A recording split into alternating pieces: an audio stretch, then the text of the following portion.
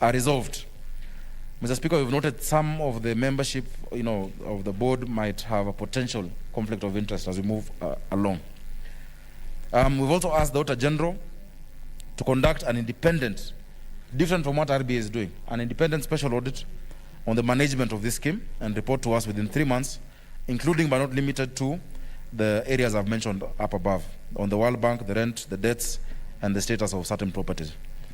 Mr. Speaker, we are very specific on the above issues, and we don't want one report. We want a report from RBA and a different report, RBA as a regulator, and an independent report from the Auditor General, such that the Auditor General should not give us a rehashing of the RBA report. The Auditor General should do her own report, and the RBA also give us their own report. Mr. Speaker, as I move to finish, that RBA ensures that all public retirement pension schemes, and I've mentioned just a few, including Posta, and there are many others, I think members know. There are all these people who've worked so hard for this country. They're in their, twilight or sunset. They're in their old age. They're suffering. Yet they gave so much service to our country. They can't even afford. The other day, they were meeting to contribute money for one of them who had passed on. They could not even afford 200,000 shillings. Yet they were given years of service, and not just in this government national schemes, but also county schemes. Mr. Speaker, that's the next place we're looking at, on LAP Fund and on LAP Trust. Mr. Speaker, the National Treasury, and I want to thank CAS Gashuhe specifically, and CAS Obure. I know we have issues when CAS has come sometimes, but those two, Mr. Speaker, must be singled out. CAS Chris Obure, who is a senator, and CAS Gashuhe, who was in the National Assembly, have been very, very versatile. That even in the course of a meeting, instead of saying we'll come back to you in 14 days, they pick up a phone, they make that call, and they give us information. That is why we support the introduction of ministers from Parliament, because politicians understand these things and can deal with things as they happen. Mr. Speaker, it is finally now my duty, pursuant to Standing Order 232, to table this report in relation to the petition by the pensioners and the Kenya Railway Staff Retirement Benefit Scheme on the looming collapse of the scheme due to mismanagement and psychological torture. And I want to assure the petitioners, I want to assure the sponsor, Kenya Railways, Treasury, that we are not done with this matter. We are still on this matter, and I want to keep all other government schemes with money owed to our pensioners on notice that we are on you, Mr. Speaker. Thank you. Thank you. Well done, Chair. Next order.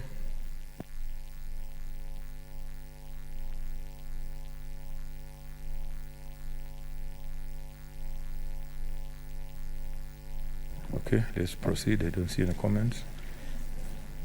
Order number 5, papers. Chairperson, Standing Committee on Agriculture, Livestock. Any member from the committee? Okay. Delegated legislation. Chairperson, delegated legislation. Senator Faki.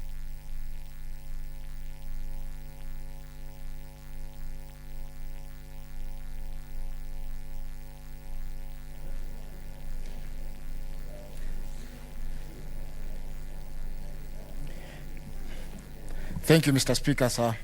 Mr. Speaker, sir, I beg to lay the following paper on the table of the Senate today, Tuesday, 10th of November, 2020. Report of the Sessional Committee on Delegated Legislation on the Crops Tea Industry Regulations 2020, legal notice number 97 of 2020. Thank you.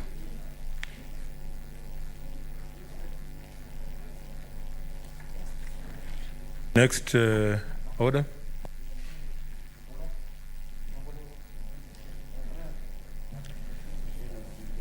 Order number 6, notices of motion.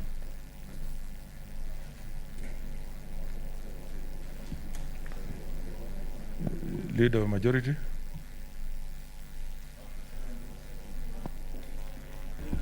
The deputy leader is there, Senator Dulo.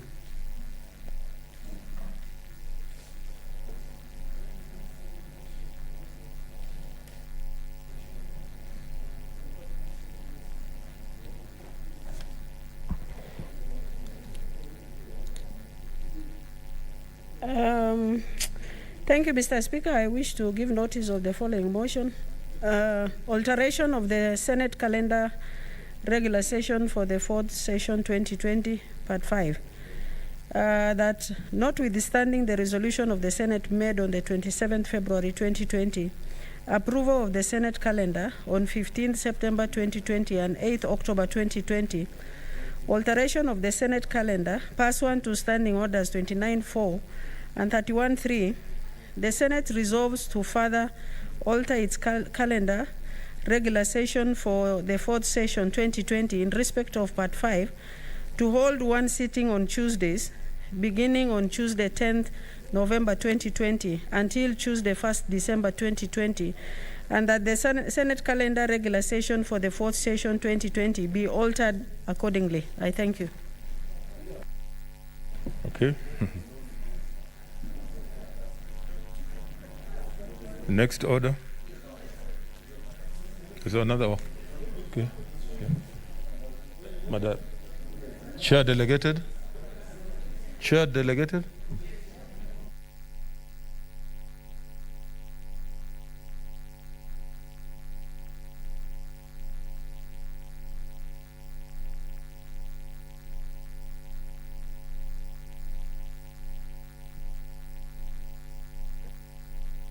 Thank you, Mr. Speaker.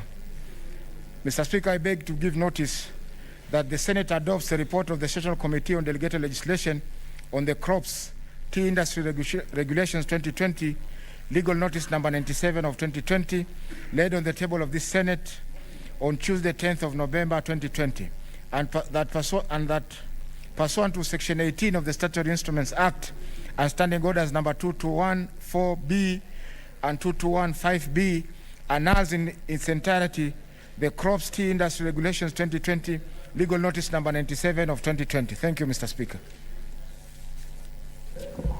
Okay. Next order.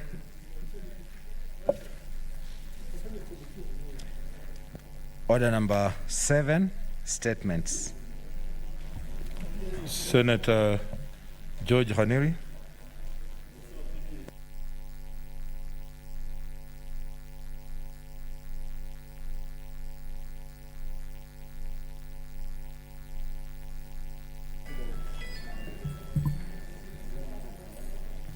Mr. Speaker, I want to thank you for the opportunity, and allow me, Mr. Speaker, to thank nominated Senator Rose Nyamunga for allowing me to come first, because her statement was first on insecurity in Kisumu.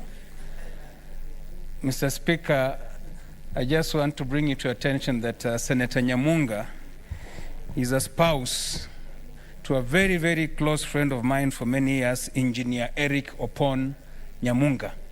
So when I went to make the request to her, I was sure that I would be granted that opportunity. Mr. Speaker, I rise pursuant to the provisions of our Standing Order number 47, paragraph 1, to make a statement on a matter of national concern, and that is the plight of the tea farmers and the management of the tea sector in the country.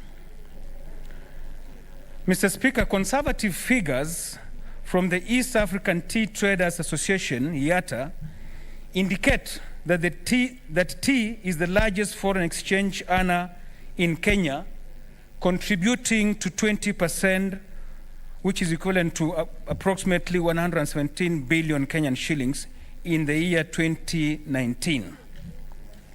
IATA also, Mr. Speaker, provides that 56% of the tea auctioned in Mombasa is produced by smallholder farmers, which is estimated at 700,000 metric tons, while the plantation subsector produces the remaining 44%. Mr. Speaker, the tea sector provides direct and indirect employment to over 5 million Kenyans. These statistics are impressive, especially to the government, to the tea factories, management, and traders, but a source of pain and sorrow for the tea farmers when it comes to returns on investment. Mr. Speaker, ordinarily, the end of every year has traditionally been a time full of excitement for many tea farmers, because It is during this time of the year that they receive handsome bonuses for raw tea supplied to factories for the year. But today, Mr. Speaker, 2020, farmers are bitterly crying, contemplating uprooting their tea bushes,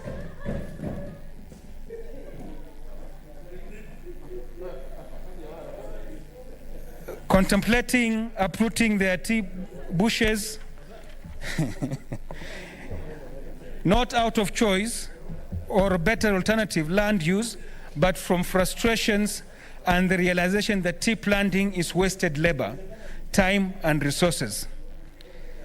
It is painful that despite the fact that Kenya is recognized worldwide in terms of producing high quality and marketable tea, the farmers who are the real backbone languish in squalor. Let's consult in low tones.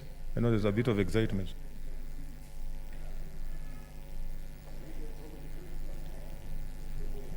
Mr. Speaker, it is painful that despite the fact that Kenya is recognized worldwide in terms of producing high quality and marketable tea, the farmers who are the real backbone languish in squalor. Just to mention a few problems faced by the tea farmers in addition to the low bonus payments, farmers are paid yearly reducing monthly purchase price for raw tea. Mr. Speaker, no subsidized fertilizer, mistreatment, and frustration from monopoly tea processing companies and their employees, non-existent extension services, corruption in weighing tea leaf hawking, among others. Mr. Speaker, I'm deeply concerned by the happenings in the tea industry because Vihiga County is blessed to host one of the tea processing factories in Kenya, Mudete Tea Factory, and majority of the residents have tea plantations. Having the factory in the county is a good thing as the tea industry offers both direct and indirect employment. In fact, Mudete market has grown owing to the location of this tea There's a point of factory. intervention. Senator Abdullahi. Thank you, Mr. Speaker. This intervention concerns Honorable Senator Ledamo Olekina, who has come in a Maasai traditional regalia. Is he allowed to be in that uniform today, or because if we encourage this, then all of us will come with our homemade clothes here? Mr. Speaker, I think, is he in order to be in that regalia?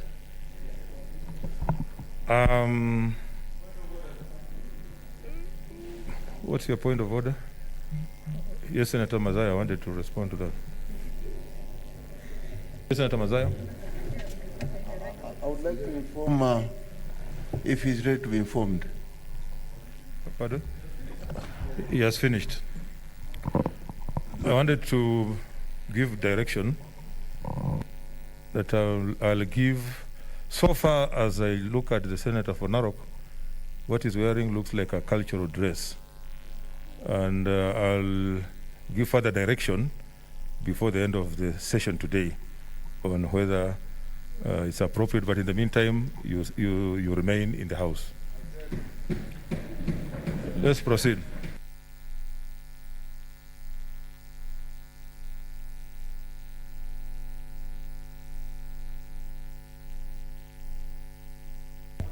Do I have the floor? Proceed, Senator Paneri. Yeah, Mr. Speaker, I had just said that although the tea factory in Mudete has seen the Mudete market grow tremendously, today tea farmers have a very different story to tell of the factory, a story of misery and regrets. They tell of how the tea factory is demanding that they reduce the moisture content in plant tea leaf before delivery, nightmare in weighing of the tea, farmers having no convenient and practical time to deliver the tea leaves because this depends on the time the collecting lorries arrive at the buying centers, sometimes as early as 9 a.m., Mr. Speaker, in the morning, and other times as late as 11 p.m. at night, exposing the farmers to insecurity, cold, and stress. In addition to the above, farmers are sometimes forced to throw away tea leaf delivered at the tea buying centers for flimsy reasons, depending on the moods of the weighing clerk at the tea banda. Mr. Speaker, imagine a tea farmer who woke up 6 in the morning, went to the farm to pluck tea until past midday, delivered the tea at the tea buying center in the afternoon, waited for the weighing clerk to come at 10 p.m. at night, only to be told that he or she, his or her tea is not of acceptable standard and quality. Mr. Speaker, even though factories deduct a specific percentage of money for the purchase of subsidized fertilizers, the supply of the same is never certain and is shrouded in corruption. For instance, in the current financial year, farmers have not been supplied with fertilizer, and the convenient reason being that the COVID-19 pandemic disrupted the purchase and transportation of the same, yet we all know that export and import business has continued in the country during the pandemic, although in reduced volume. Today, tea farmers in Vihiga, as in other parts of the country, are uprooting tea crop for alternative agriculture.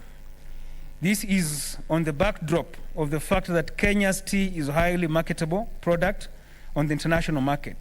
Such should not be the case in a country with a functioning government consisting of a democratically elected parliament. There are a number of issues that need to be solved urgently. The issue of taxation and general management of the Kenya Tea Development Authority Agency, KTDA, and fast tracking of legislations on tea in Parliament. Mr. Speaker, I was a member in the ad hoc committee that investigated challenges faced by the tea farmers in the country, committee that was chaired by the Senator for Kericho, Senator Aaron Cheruiyot. Mr. Speaker, the Cabinet Secretary of Agriculture then informed the committee that tea as a product attracts 42 different taxes, levies, fees, duties, and licenses. Mr. Speaker, 42. The committee chair, Senator Cheruiyot, then also sponsored legislation on the tea sector in the country, the tea bill, Senate Bill number 36 of 2018, which is gathering dust in the National Assembly. So is the crop tea industry, Regulations 2020. Mr. Speaker, how long will the farmers of Kenya continue to suffer systemic challenges that the government has solutions to? In conclusion, Mr. Speaker, the government has failed the tea farmers of Kenya for a long time, and this must change to salvage this very critical sector in the country.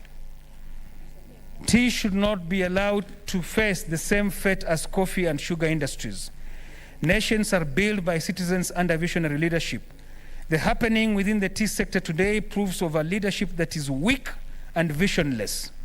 As it has always been observed, Kenya has all the solutions to its problems in government papers, stored in government offices, with nobody to implement. How I wish the Minister of Agriculture, Livestock and Fisheries would have taken the time to examine the finding of and work towards the implementation of the recommendation of the Senate Ad hoc Committee inquiring into the challenges facing the tea sector in Kenya report. Then maybe the tea farmers of this country would not have been exposed to the suffering they experience today. I have been informed that in Mudete Tea Factory, the farmers are so frustrated with the amount of bonuses offered that some have refused to pick the money. Some of the recommendations in the report are very straightforward, with immediate impact, which the government can implement. In the past, the government officials have risen to the occasion and made substantive contributions in governance of the country. Most recent one, the Cabinet Secretary decided and worked to end the perennial malpractices at the Kenya National Examination Council by eliminating cartels that have propagated national examination cheating for years. Definitely, Mr. Speaker, the cartels in tea sector can also be eliminated in the same way if the government so wishes to. Mr. Speaker, I thank you. Thank you. Senator Ephraim Maina comes. Let's observe social distance. Senator Omanga, please, let me just caution you. COVID is real, and we are not safe. So please, please, please, I want to call upon you to, and I know what I'm talking about. So let us take this thing seriously. We are not safe. Senator Maina.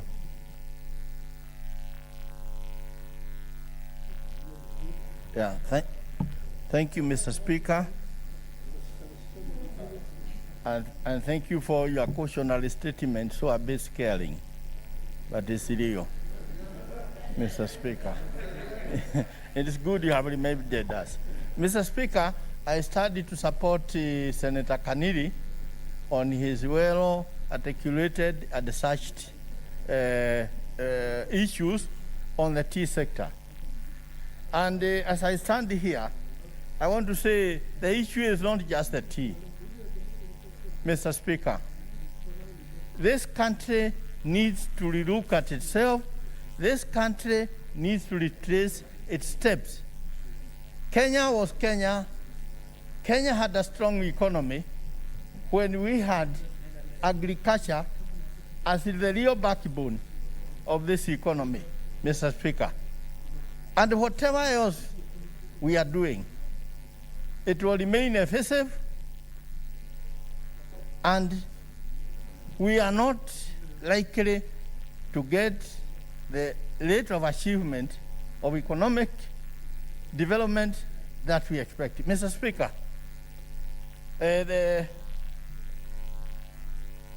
Senator Kaniri has clearly come out to articulate the issues on the tea sector. And he has rightly also, which I support, stated that the issues are not just about tea.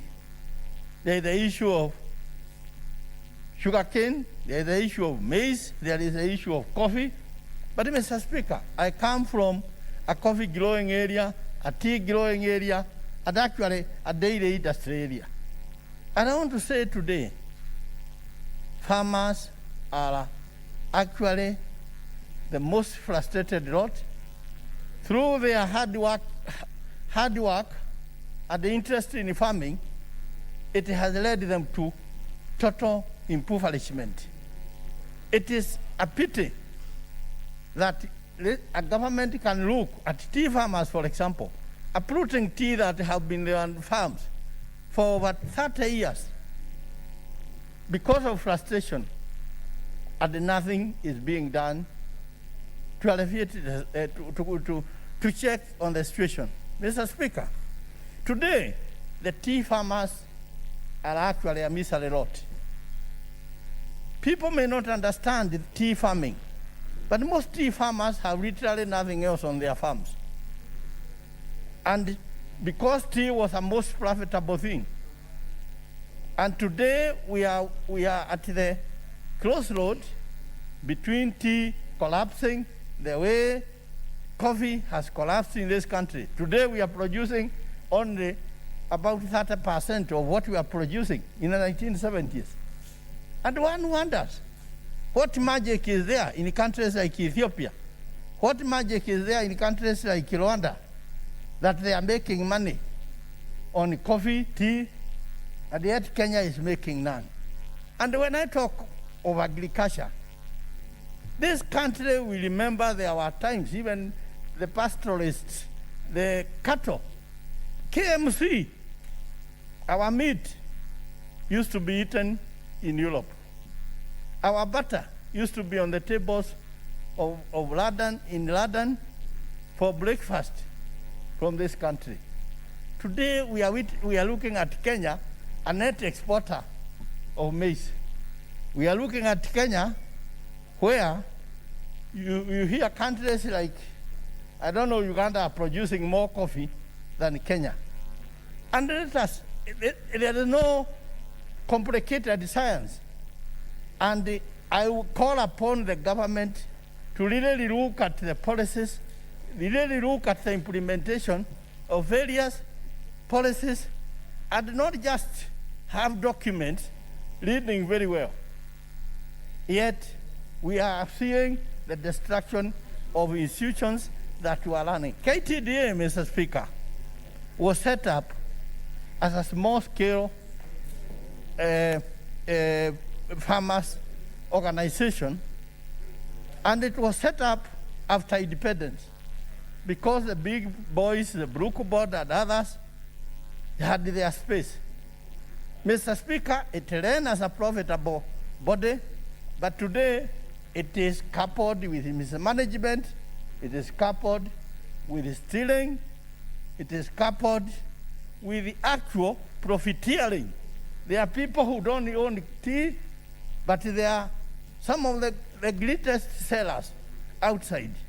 You hear that during auction, there is a certain portion left, Mr. Speaker, and I don't know on what basis, and a few companies or a few individuals are given the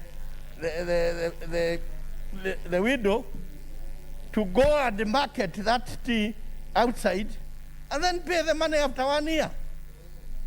Mr. Speaker, these issues should be handled and handled quickly, and we have the tea bill in Parliament, but some of the regulations do not need a tea bill. Government can implement some policies immediately. And it is also at this point that I call back to our country to restart the old system that we had and provide a farmer a guarantee that any farmer who is either a coffee farmer, maize farmer, even somebody keeping his cattle, they should have a guarantees that if drought came tomorrow and the crop was lost or the animals were lost, there should be something paid as a minimum, Mr. Speaker. Countries like America are very well developed technologically. They have fantastic infrastructure. They are technologically very advanced. They reported yesterday that they may have come up, a company may have come up with a vaccine for the dreaded COVID, corona. Now, but nevertheless, Mr. Speaker, we should ask ourselves, why does the government of America ensure that their milk farmers, their maize farmers, their wheat farmers, their tobacco farmers are actually guaranteed a certain payment? And I remember, historically, Kennedy beating Nixon on one account where he very well argued that farmers must be actually protected and guaranteed a certain minimum payment, because a farmer is not actually in charge of supply and demand. A farmer produces when the rain comes, and a farmer harvests when the season is right. Mr. Speaker, today, this country is importing, I don't know here, oranges from Egypt. This country is importing fruits from South Africa, Mr. Speaker. And I am calling upon this country to retrace its steps and bring Kenya back to where it was when farming was the main backbone of our economy, and the country had a strong economy. In fact, our pound and the pound in London was stronger than the pound in London.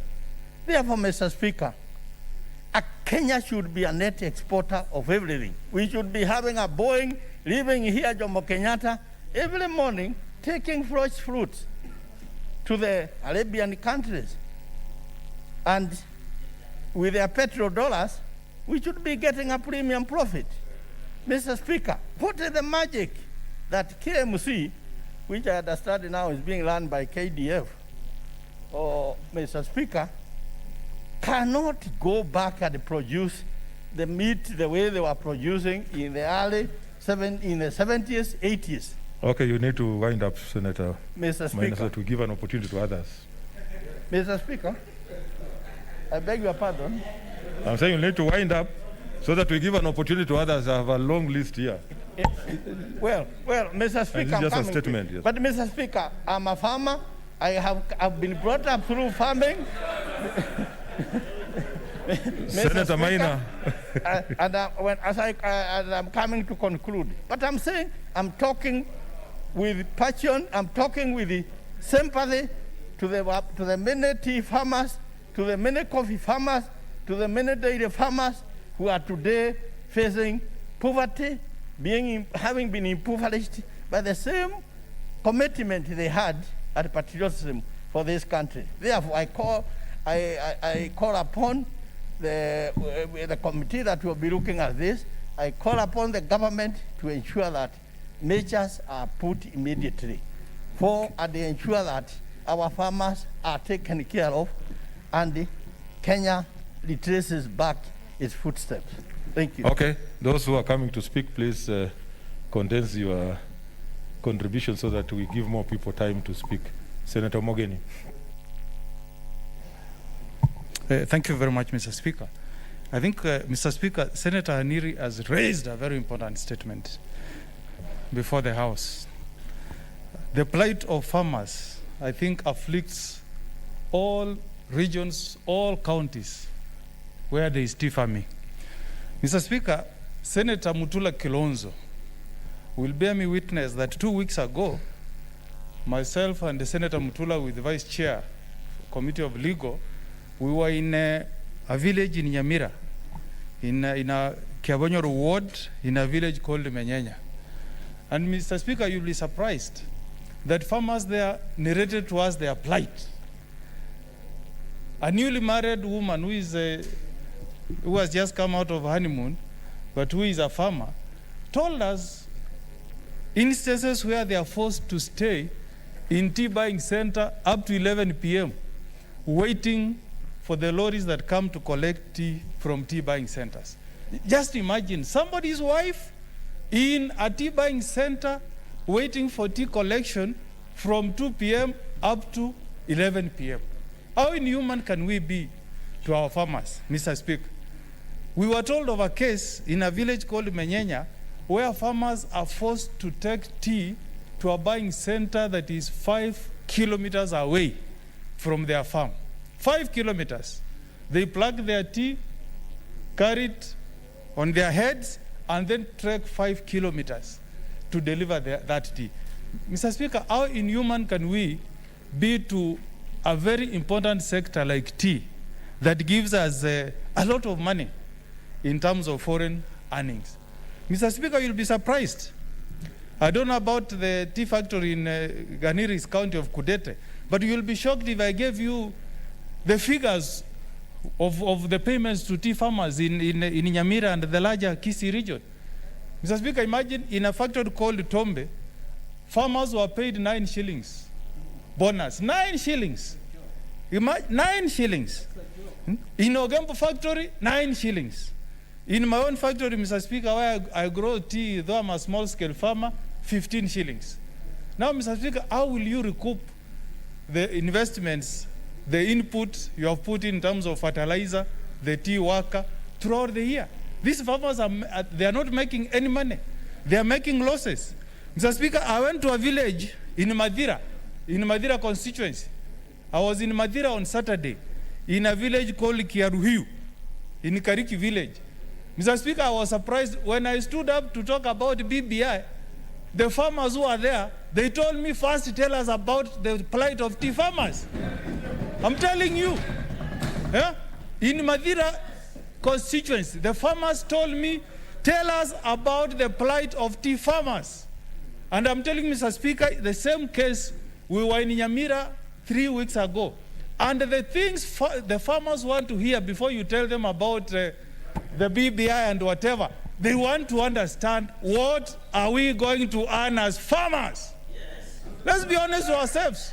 And we are not solving the problem that is facing the people we represent unless we resolve the issue of tea farmers, Mr. Speaker. And I'm waiting to an opportunity when in this House, Mr. Speaker, we are going to address the issue that has been raised by the Senator for Nyeri, where we provide for the minimum amount of money we must pay our farmers per kilo of the green tea they deliver to our factories. Because, Mr. Speaker, we cannot continue treating our farmers in such an inhuman manner. It's good to talk about the Youth Commission in the Constitution, but we must also address, Mr. Speaker, the concerns of our farmers. So I really thank Senator Haniri for having raised this matter. And Mr. Speaker, if we are given a window to make proposals on this BBI, one of the legislations that we must enact, in fact within a period of 90 days, should be the Tea Act. We begin with the Tea Act first before we talk of anything. Before we talk about all those legislations that must be enacted, the first one on BBI must be the Tea Act. And we must speak in unison from this House as a Senate. If we are not reforming the tea sector, we should not even talk about BBI, Mr. Speaker. And I'm speaking this as Senator for Nyamira. I know what the interest, what the concerns of my people are. So as we support this process, Mr. Speaker, the plight of farmers must take center stage, Mr. Speaker. Mr. Speaker, in conclusion, Mr. Speaker, we must also caution our courts.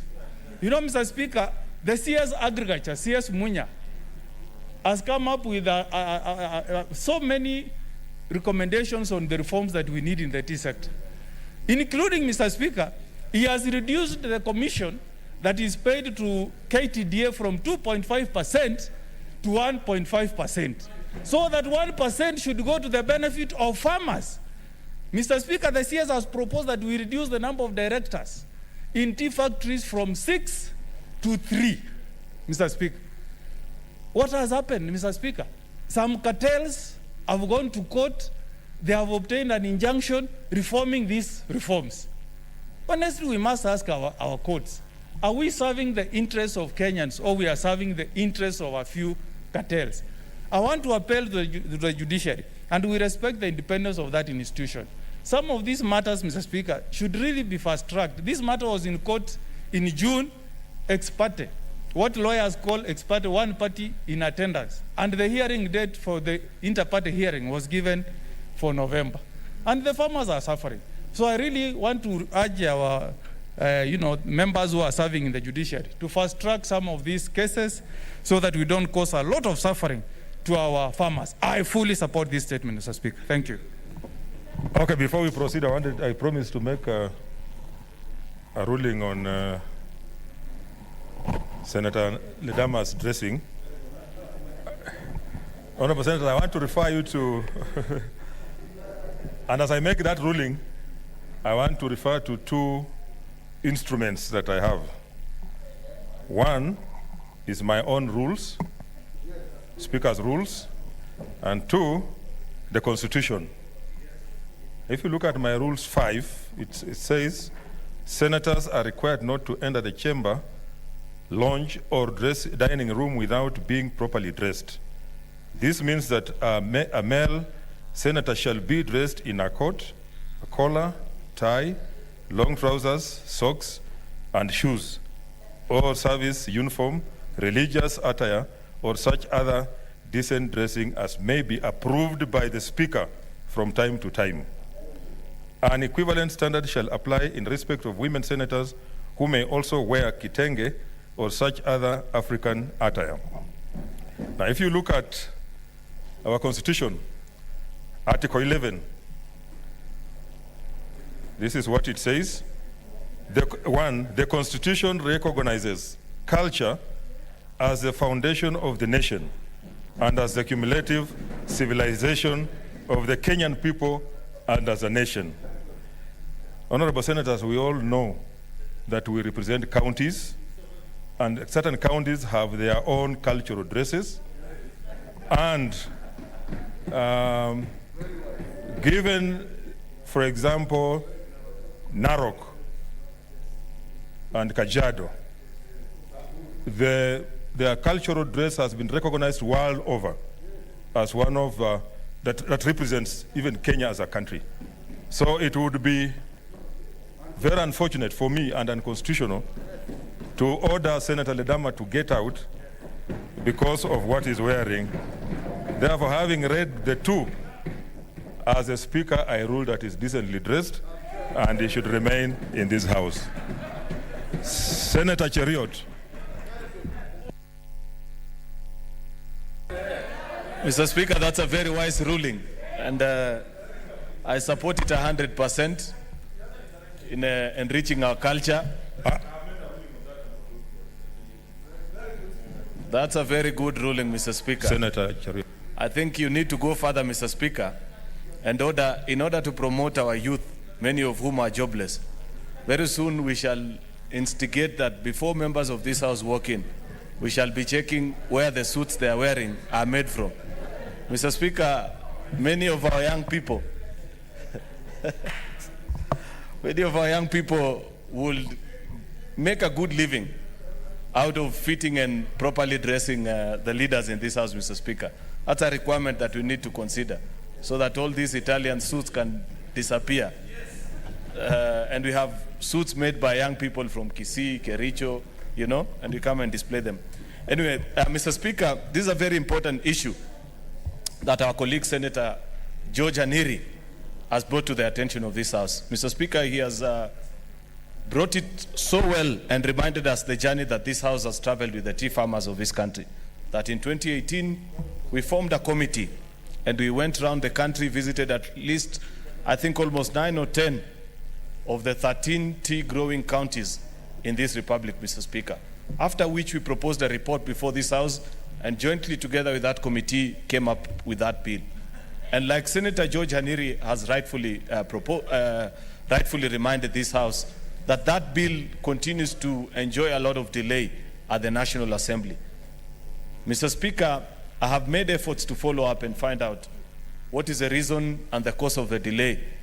And I can gladly report to the House, although it has taken longer than it should have taken, that the members of the Agriculture Committee in the National Assembly, actually I was doing this work this morning, and I didn't know that Senator George Aniri would be coming with this statement, have assured us that the bill is now in the third reading, and by next week they should be done with it. Of course, as expected, they have introduced a raft of changes, of course, because of the provisions of Article 114, Mr. Speaker, and 110 on issues to do with the money bill.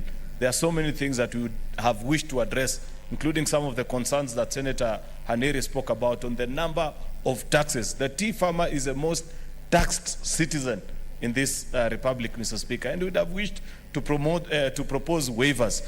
But given the provisions of our Constitution and the limitations on what this House can do in terms of money bills, Mr. Speaker, we were not able to handle it. But we have ensured that our colleagues in the National Assembly have addressed themselves to this particular issue. And therefore, I can sit here proudly knowing that many of our concerns, those that we have been sufficiently addressed in that bill.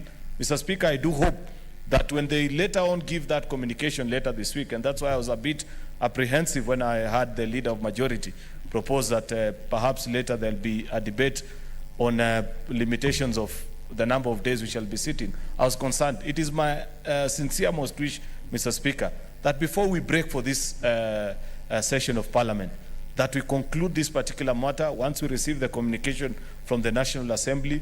The Committee on Agriculture is quickly seized of this matter, ensure that all the additional further legislation, because many of them I have personally followed through and listened to the debates, ensured that many of the provisions that they've introduced are fair and protective of the rights of our farmers, that they quickly agree, at least if many of those changes will be in tandem with the wishes of this House, and ensure that we liberate the tea farmer, Mr. Speaker. Mr. Speaker, I'd wish to agree with my colleagues on many of the changes that we propose in that particular report. We have seen their fruition even before the passage of this bill. For example, Mr. Speaker, in that report, the report that we tabled before this House, we had proposed that IATA, the East African Tea Trade Association, must be forced to go digital, Mr. Speaker, because the issues of price fixing are brought about by manual auction of tea, where 2, 3, 4, or 5 to 10 tea buyers, Mr. Speaker, can sit at a round table in Mombasa and agree how much people will pay for tea that belongs to over 600,000 farmers in this country, Mr. Speaker. So we had said to stop this rigging and manipulation of price, Mr. Speaker, it is important that we have a digital platform where people can bid. You do not have even to be present at the auction, but to ensure that farmers get value for their money. I have seen in the newspapers, Mr. Speaker, that on the 27th of this month, I think His Excellency the President will be at the tea auction in Mombasa to launch that digital platform, Mr. Speaker. That is courtesy of work that has been done by this particular House. The journey is still long, Mr. Speaker, because I know there are many things that we are calling upon this government to do so as to respect the gainful place of our tea farmers, Mr. Speaker. Mr. Speaker, in other countries, farmers like the tea farmers are respected and given their place of pride because of their contribution to the economy. Mr. Speaker, one time while visiting the city of Des Moines in Iowa, Mr. Speaker, I saw a very interesting advert on their airports where they were urging that farmers and serving military men and women should be allowed not to queue. And they had a very interesting caption about it. They say the military guys could be returning home to visit their families, allow them not to queue, and the farmers need to hurry home to plant for the next season. Very interesting. They respect their farmers because they know the work that they did. But in this country, Mr. Speaker, our farmers are continuously neglected. You cannot know nowadays. Back in the day, when tea was tea, Mr. Speaker, during the months of November, a month like now, when tea bonus was paid, in the county that I represent in this House, you could tell that people have money.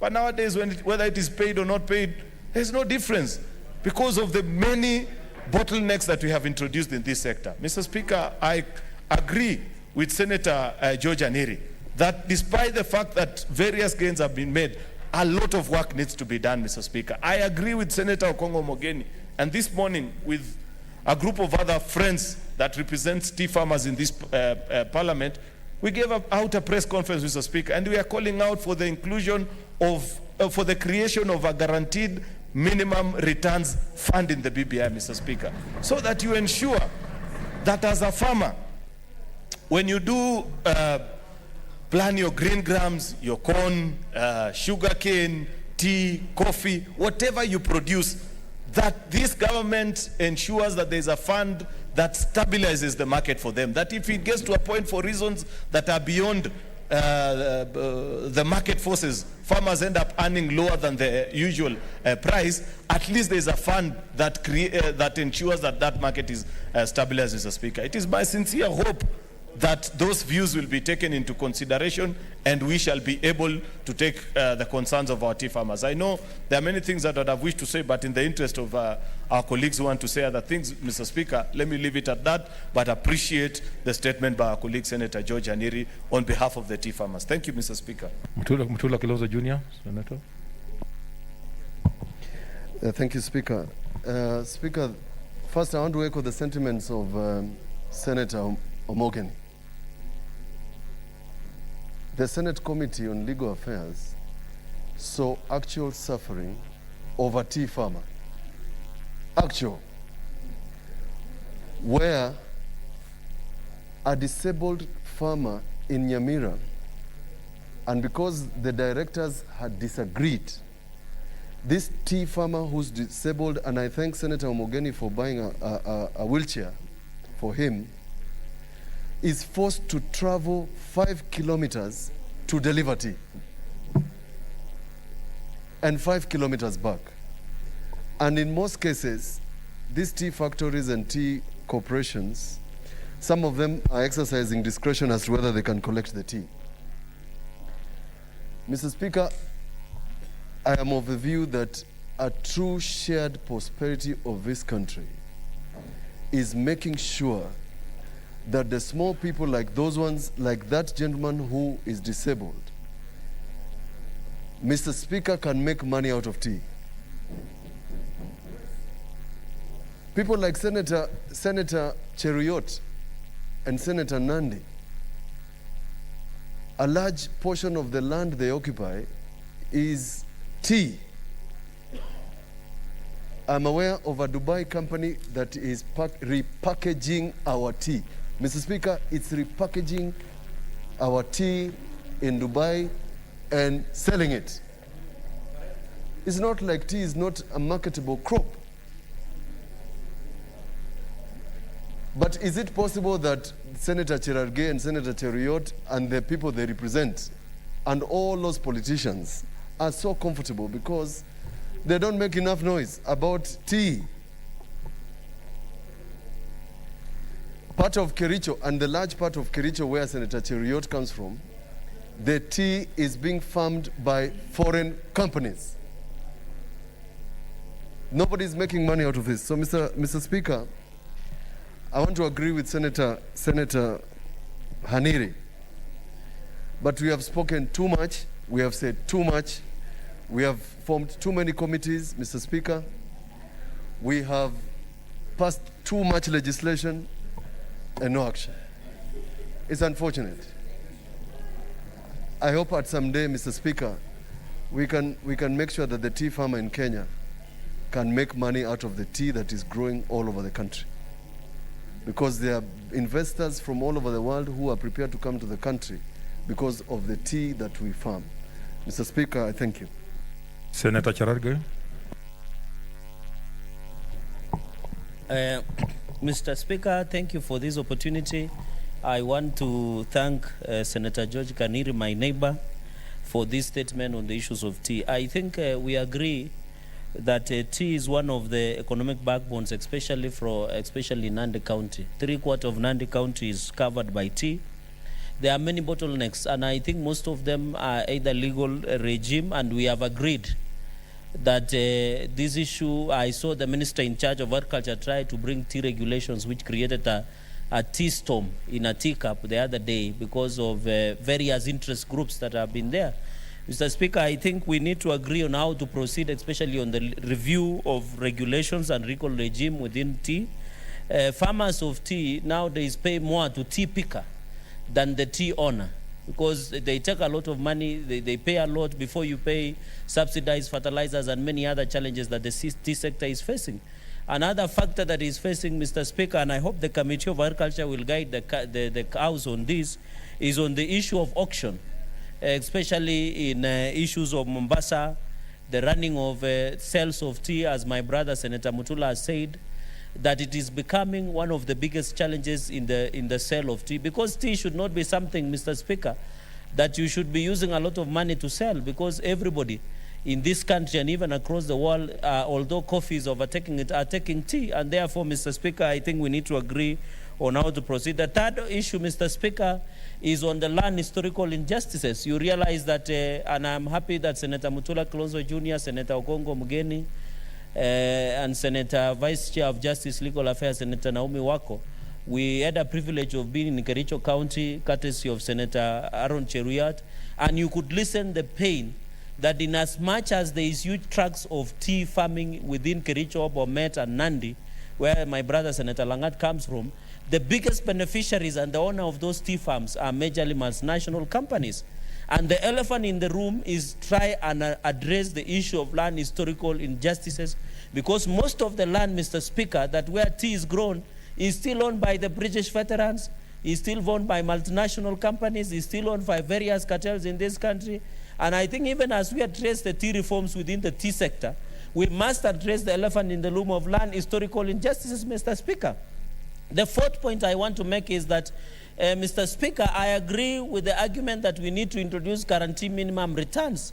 And I'm happy I can see Senator Okongo Mugeni has received salvation, because some people were blindly supporting BBI just for the sake of other things, but I'm happy reality is coming up, and where we are saying, Mr. Speaker, let us look at guaranteed minimum returns for the farmers, for the tea farmer, for the milk farmer, for the sugarcane farmer. You know, you come from areas where grow sugarcane. Sugarcane is in dead and gone. Now the tea sector is in ICU. Maize sector is in HDU, high dependency unit. In fact, the issue of milk was forgotten. There is a monopoly company that controls 40% of the milk share in this country, and we know who they are. We'll name them when time comes. Mr. Speaker, we need to agree that the sector of agriculture needs a lot of reforms, especially on the tea sector.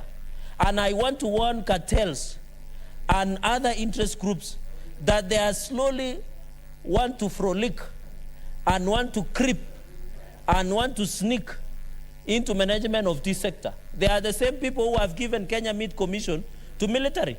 And Mr. Speaker, the worry of farmers when we went around during public participation on tea regulations is the tea farmers who are worried that if we are not careful, tea farmer will now go to Kenya military to KMC the way military is.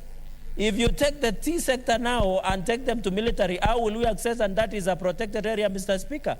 Those are challenges that we need to see, and that is why we are saying we will not go back. We must have guaranteed minimum returns on all agribusiness that we have in this country. And we hope the BBI, I have heard there is Section 11A, Article 11A, on shared prosperity. As farmers, when people will be discussing about the position of Prime Minister and Deputy Prime Minister and Deputy Presidents, as we will be discussing on the issue of farmers, from the issue of tea, from the issue of milk, from the issue of sugarcane, and many other farmers. Mr. Speaker, and finally, so that our colleagues can have opportunity, is that the bonuses in tea sector is worrying. When as we were growing up, the people who could go to buy brand new in Pujo were only tea farmers and maize farmers. Today, maize farmers and tea farmers cannot buy even a bicycle, cannot buy even a wheelbarrow, cannot buy even a mkokoteni. Yet these are the people who could work after bonus and buy a brand new 5 or 4 Pujo and drive, and you could know. In the village, they were the main guys. They were the real people. If you are the son of a farmer, you could get the beautiful girl in the village. You could get the best in the village. But unfortunately now you can't get even leftovers at ile imechapa. So Mr. Speaker, that shows how economy has gone down among farmers. The farmers cannot sustain even themselves. They are always lamenting. But as a country, this is the right time using the BBI, using the guarantee minimum returns to address these issues, and once and for all, let us protect our farmers the way protectionist policies have been put in the first world countries. Let us ensure the maize farmer, the sugarcane farmer, the tea sector farmer have an opportunity, Mr. Speaker. And I hope the committee led by Senator of Embu, Senator Ndwiga, will be able to address this issue and put to rest. The tea farmers are watching. Everybody, we want the tea farming sector to be streamlined. We want it to transform into commercial. And I'm happy almost 3/4 of this country grows tea in this region, Mr. Speaker. And therefore, we hope when the real BBI, because the one we are being told looks like Mitumba, when the real BBI will come, Mr. Speaker, we expect nothing but the guarantee minimum returns on tea farmers, and all farmers should be in there. I thank you, Mr. Speaker. Senator Professor Ongeri. Thank you, Mr. Speaker. Let me weigh in on this very important topic of tea production. Indeed, we are the select committee, and I was a member of that select committee. We went around, we listened to the views of farmers, and we categorized those views under 3 categories. One were issues to deal with the farm gate prices, the green leaf, and issues surrounding the agricultural extension programs that will be able to serve the small-scale holders of tea so they can maximize on their production in terms of kilos, hence be able to get the handsome returns from their tea farming. And we realized that one of the elements that was amiss at that time was the issue of subsidized fertilizer, because when it was left to market forces, these fertilizer costs were beyond the reach of the farmer, and therefore they were hoping that using collective bargaining agreement in terms of the volume and the number of small-scale holders through the KTDA and other places, they should be able to get a fair price. But unfortunately, they haven't had that opportunity to get a fair price, and therefore, right at the farm level, we saw that the application of fertilizer was missing, and therefore were not able to maximize on their productivity.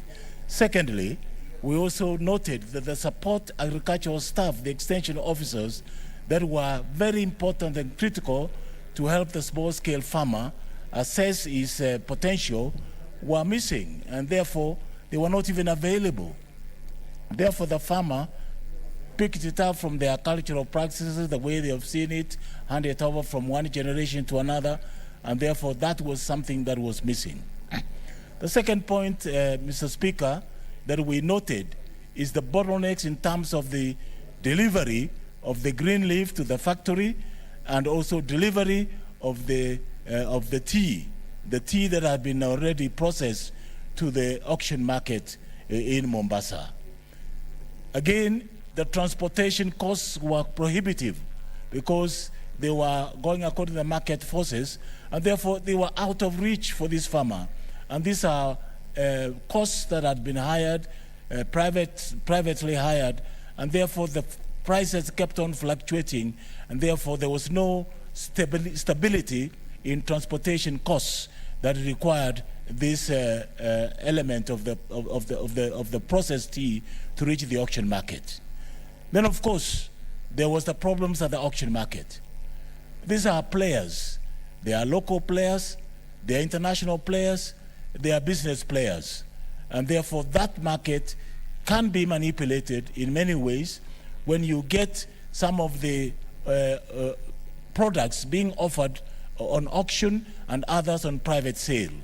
And if you are not careful, you can be able to put quite a chunk of those sales that belong to the small-scale farmers into a private sale, which will attract very nominal prices, which will attract very little prices to the detriment of the farmers themselves. And therefore, we said that something must happen at this auction, and particularly because we noted that some of the producers are large-scale farmers who only control about 44% of the tea industry in Kenya, and 60% or so, or 56% of the tea farming is controlled by the small-scale farmers who have no voice in terms of the auction at the auction mat, and therefore they are left at the expense and at the whims of these other players. I would have liked us to focus on how we can be able to deliver the decisions from all these three levels that are mentioned. And because, and really, let's be honest, this has nothing to do with the BBI. This is something which is a commodity which Kenyans must be able to get a correct price, which Kenyans must be able to be fixed. Let's not politicize it about BBI and what have you. After all, it is the interest of this country to be able to offer better prices for the agricultural commodity, because agriculture is one of the largest foreign exchange earner for this country. And I think we must focus ourselves. There was a bill which was brought to this house. It is gone to the other house. I think our maximum concentration, Mr. Speaker, should be on the basis on how we can be able to fast-track that bill to become an act of parliament. Now, when we went for public hearing and you looked at the Tea Act, this was an act which was done some time back, and to be able to reintroduce a new amendment to that act became problematic because of the nature in which it was introduced and the players, the interests that were entrenched in that Tea Act that was produced in this place. And therefore, when the cabinet secretary for agriculture came in with the amendments with the regulations, that's why it created so much storm. And I'm hoping, Mr. Speaker, that when the only remedy we have at this stage is to fast track the bill, which is now at the National Assembly, plus the regulations which have been set up, because most of those elements have been captured. And I should say at this stage, Mr. Speaker, that one of the elements we noted, there are more than 42 levies and taxes on one commodity called tea. And this is cumbersome for a small-scale holder. How do you handle 42 levies and 42 commodities? And that's why we're hoping that the current bill, which is before the National Assembly, is already gone through here, and the regulations that are coming are going to target those levies and commodities and see whether you can be able to lessen the burden of the other people. Obviously, I agree that the amount paid to the farmer at the level of green tea must be enhanced.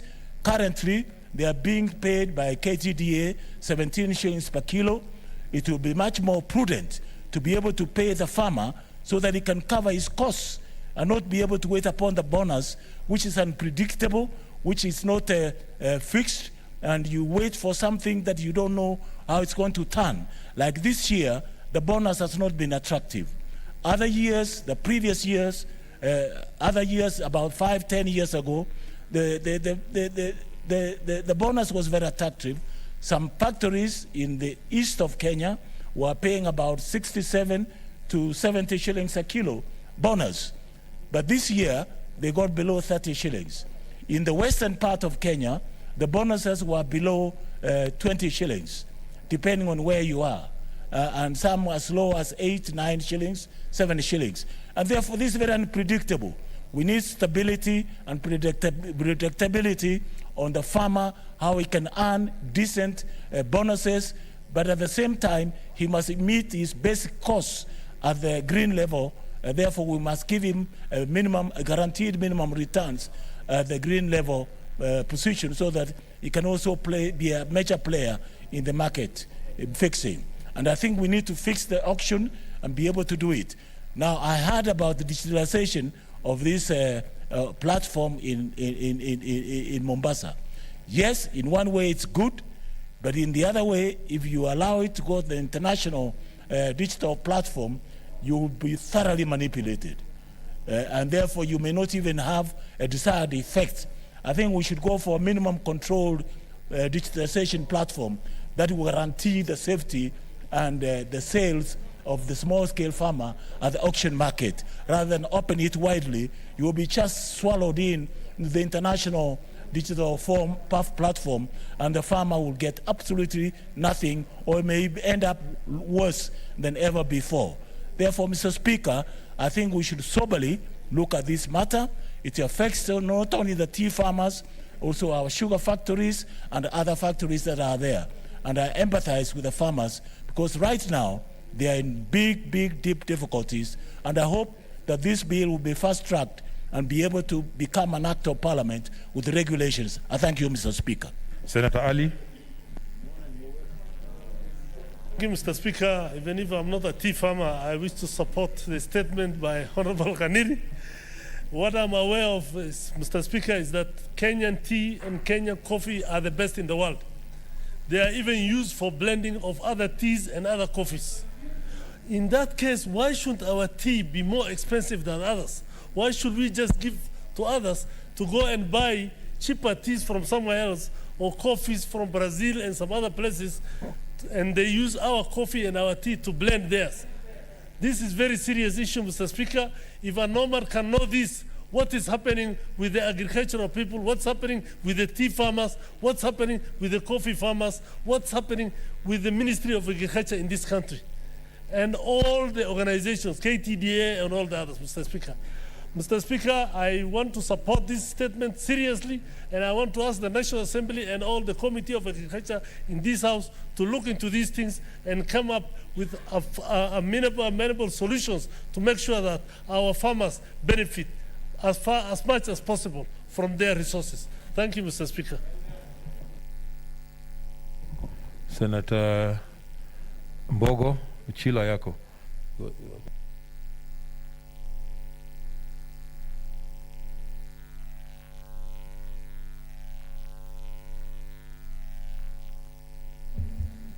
Thank you, Mr. Speaker. Mr. Speaker, I want to support the statement by my brother, Senator George Haniri, who is also my namesake. And Mr. Speaker, talking about farmers, I think farmers farming is the biggest form of employment in this country.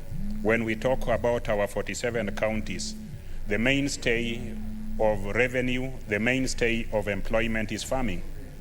So if we do not take care of the mainstay of the economic activities in our counties, then we are not doing justice to the potential we have. All of us represent rural folks, all of us represent farmers, all of us, one way or other, depend on farming. So I believe that what is of priority to us and to the nation is to fix issues related to farming, issues that affect farmers. If you take, for instance, Migori County, we depend on sugarcane farming, we depend on tobacco farming, we depend on livestock keeping, we also depend on fish farming. Mr. Speaker, as we speak today, our farmers are very poor, meaning majority of people, not only in Migori County, are poor and suffering, but in Kenya. So a quick fix and a long-term fix for our farmers is what we must prioritize. There are people who want to politicize this issue by just opposing it with BBI. I don't think that is the direction we want to take. We are capable as a house, we are capable of as a nation to scale the stairs and chew gum at the same time. So let us prioritize the issue of farmers. Let us ensure that they get adequate returns for their investments as we also pursue other political arrangements or other reforms that are equally necessary.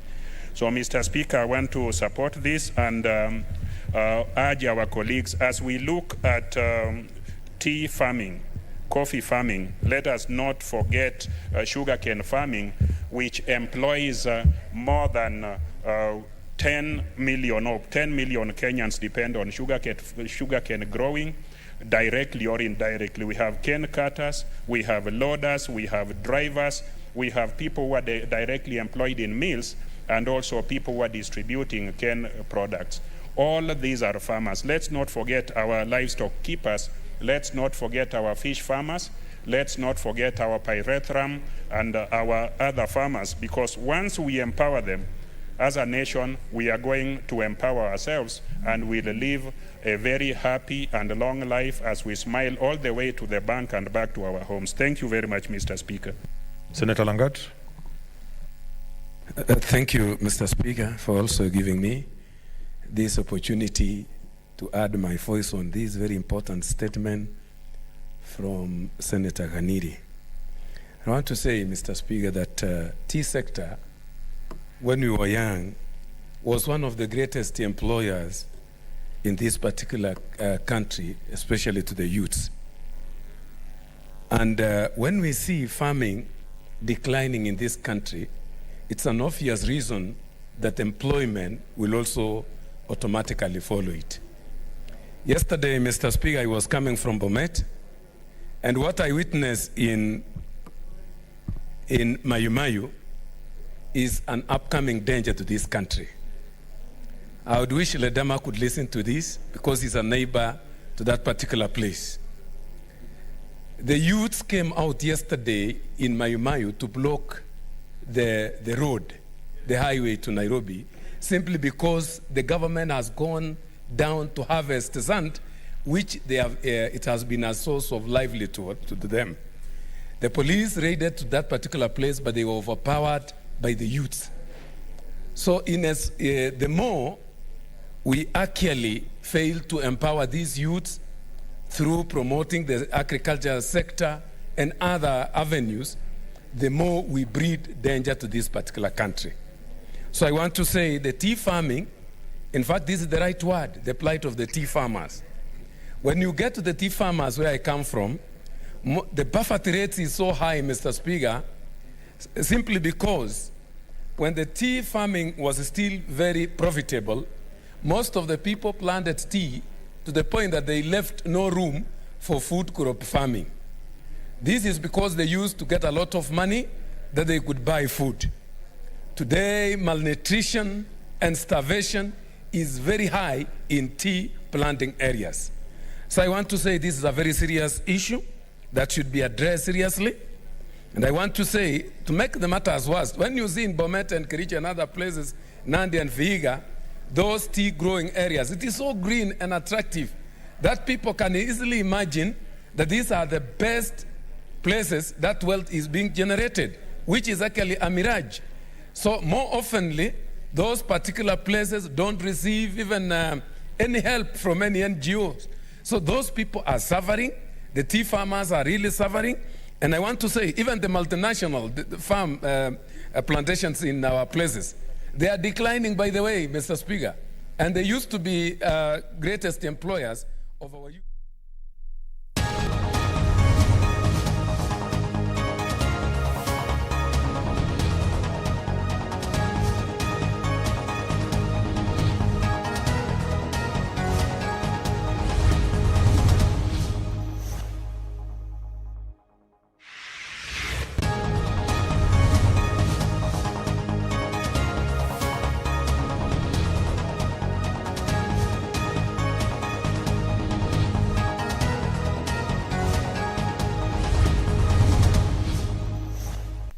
dealt with properly so that this thing can be finished. Otherwise, Mr. Speaker, I thank you for the opportunity. I support the committee's report.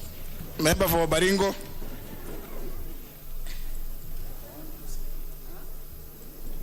Thank you, Mr. Speaker. I also rise to support this motion, Mr. Speaker, because kule Baringo, Mr. Speaker, ni sehemu ambayo bado ukeketaji unatekelezwa na wasichana wetu, na hata kwa sehemu zingine akina mama ambao waliolewa bila kufanywa ukeketaji bado wanakeketwa. Mr. Speaker, tunajua kwamba jambo hili lilikuwa limetupiliwa mbali. Tumejaribu sana kupiga jambo hili lakini hatujaweza, Mr. Speaker. Sababu ni kuwa wale ambao ndio wanafaidika na sehemu hii hawajakuja kibaumbele na kuweza kupigana na vita hii. Tumekuwa tukiwasiliana na akina mama tu na wasichana, lakini wanaume ambao ndio wanaotumia sehemu hii hawako kibaumbele kupiga vita jambo hili.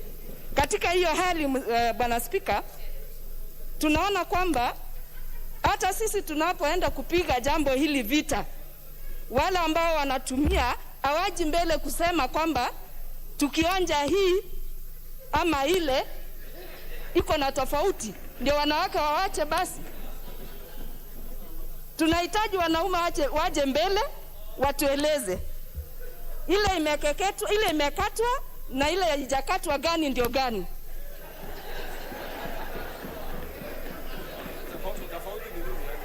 Tuelezwe tofauti, manake sisi ndio wale tunabeba hii kitu. Wale ambao wanatumia watuambie, manake hatutajua. Ili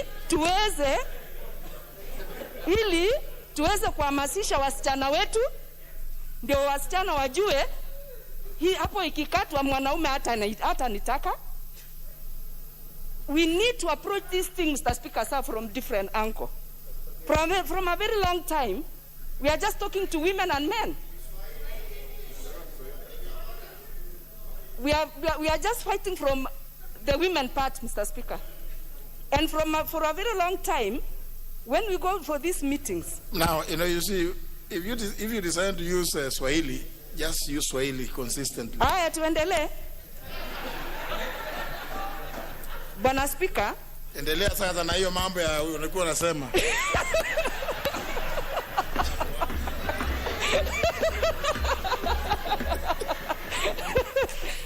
Bwana Speaker, naona kwamba pia wewe umefurahia haya mambo. Na ni shwari kwamba ni mambo ambayo yanatukuza sisi wote. Bwana Speaker, wanatuambia wanawake ambao wamekeketwa, ingawaje sio wote wanaweza sema, ni kwamba hapo ukikatwa, Bwana Speaker, wanasema unakosa network.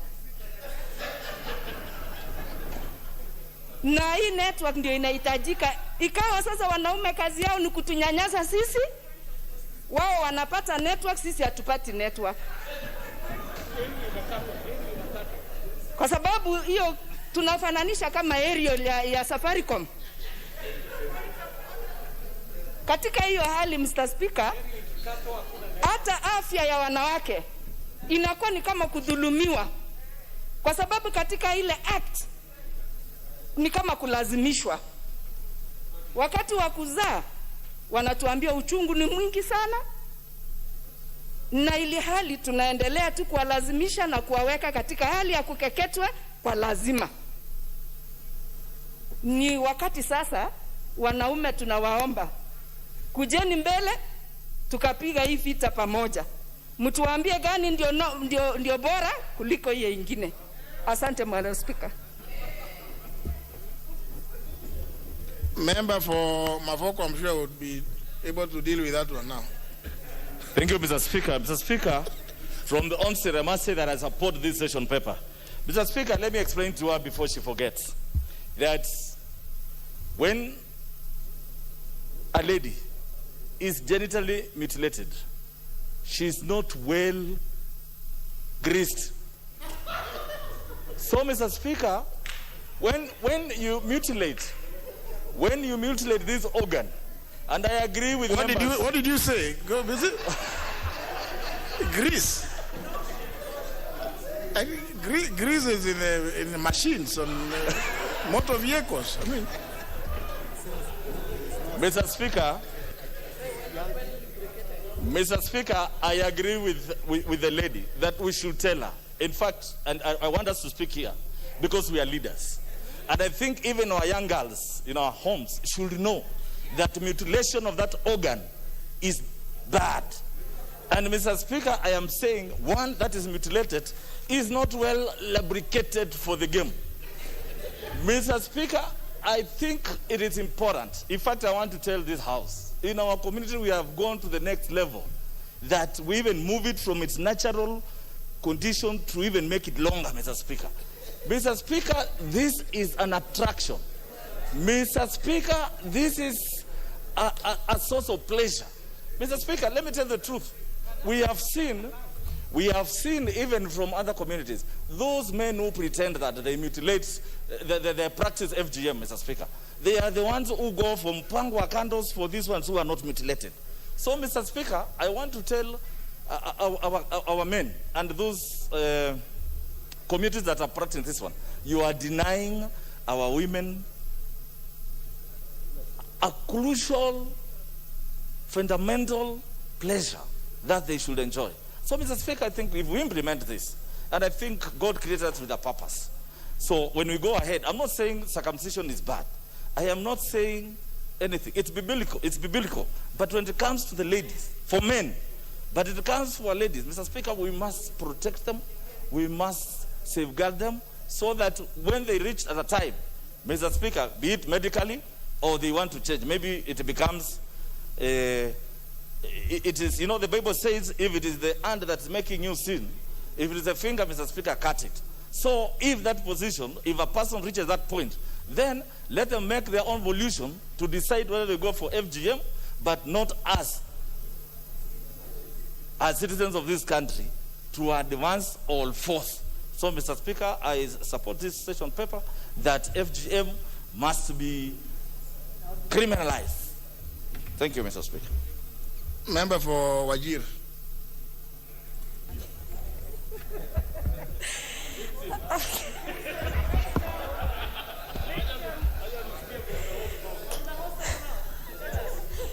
Mr. Speaker, I am very emotional. From the onset, Mr. Speaker, I want to thank the chair of this committee. And I know now why the former chair could not bring such a motion. I know now, Mr. Speaker, because the victims are very many in this house, Mr. Speaker. Mr. Speaker, I must say this without fear, because I need to encourage other women and girls. I am a victim, Mr. Speaker. And we must not shy away from this. We must not, Mr. Speaker. It is not a good thing, Mr. Speaker. Millie told us here, there is no religion, Mr. Speaker, which says, you must color gut, Mr. Speaker. There is no religion. We are misusing the cultures. And it is a high time, Mr. Speaker, we join hands and fight this. And from my side, Mr. Speaker, we must call FGM a national disaster, so that it is everybody, leaders, civil societies, religion leaders, we must fight this. In the motion, Mr. Speaker, I do not agree as using these target groups that we want to use them for sensitization. Like the chiefs, they are the ones who conceal and even encourage these acts in our villages, Mr. Speaker. So I think as a house, we must come with a serious, tight policy, Mr. Speaker, because it doesn't end there. Coming to the effect, Mr. Speaker, we were told 97.5 of this FGM research are Somalis. I agree, Mr. Speaker, with that research. But it also, as a leader, affects me badly. You can imagine 97.5% of Somali women undergo FGM. It is shame, Mr. Speaker, in 21st century. Again, I will really want to hear from the chair. I don't know whether he captured. Have they done the research? Out of the 97.5, how many women have undergone cesarean section? Because the both, Mr. Speaker, and I know from, I said a victim, you go, if you undergo FGM, there is no way, Mr. Speaker, you can, the percentage of the women who do normal deliveries, I think are 20%. I've also gone under STS, C-section, Mr. Speaker, with my 3 children. You can imagine that pain. So it's good we also encourage others. It's really difficult. Bleeding, Mr. Speaker, you see, for girls, complications. Mr. Speaker, FGM has also destroyed families. The divorce case from areas that FGM is high, Mr. Speaker, I think it's also 60-70%. Mheshimiwa from Mavoko told us something. I don't want to repeat, and I know we are live. Honorable Gladwell said, what is the difference? I want to tell her, and Mr. Speaker, I'll ask for 1 more minute. If I want to tell her something. Right now, the leaders from the areas that FGM is high, some of them go marry women who are not cut, circumcised. Yes. Because of the pleasure, Mr. Speaker. And when you ask them, why are you marrying? They say, you know, we have to go to Coast. The women from Coast, you know, yeah, maneno ni mzuri. So, Mr. Speaker,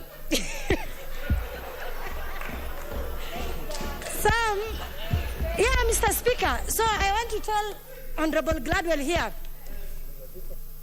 No, I'll give you an extra 2 minutes. I give you an extra 2 minutes. So, Mr. Speaker, because I said I want to use this opportunity to encourage women and girls, Mr. Speaker.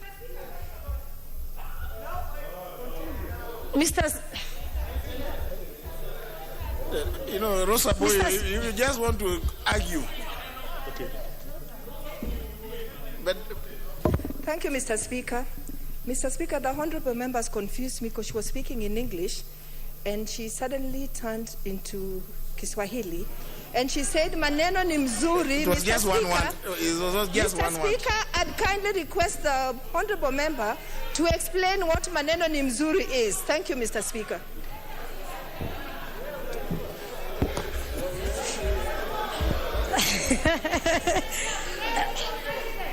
Mr. Speaker, you've already taken my minutes, so Mr. Speaker, what I mean is I want us to use the opportunity to correct the mess that some of the cultures have done to us.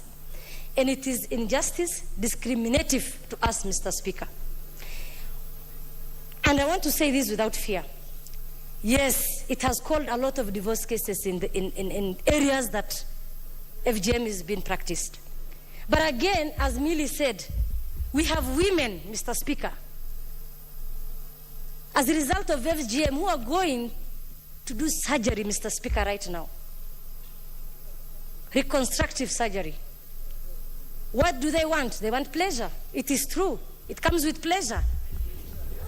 It comes with a lot of good stuff, Mr. Speaker.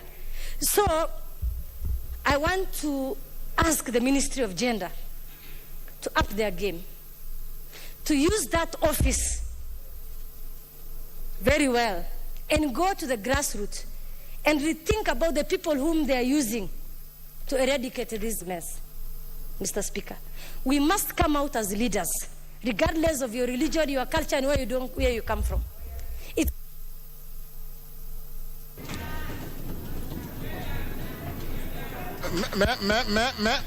Now, order. Member for Seme.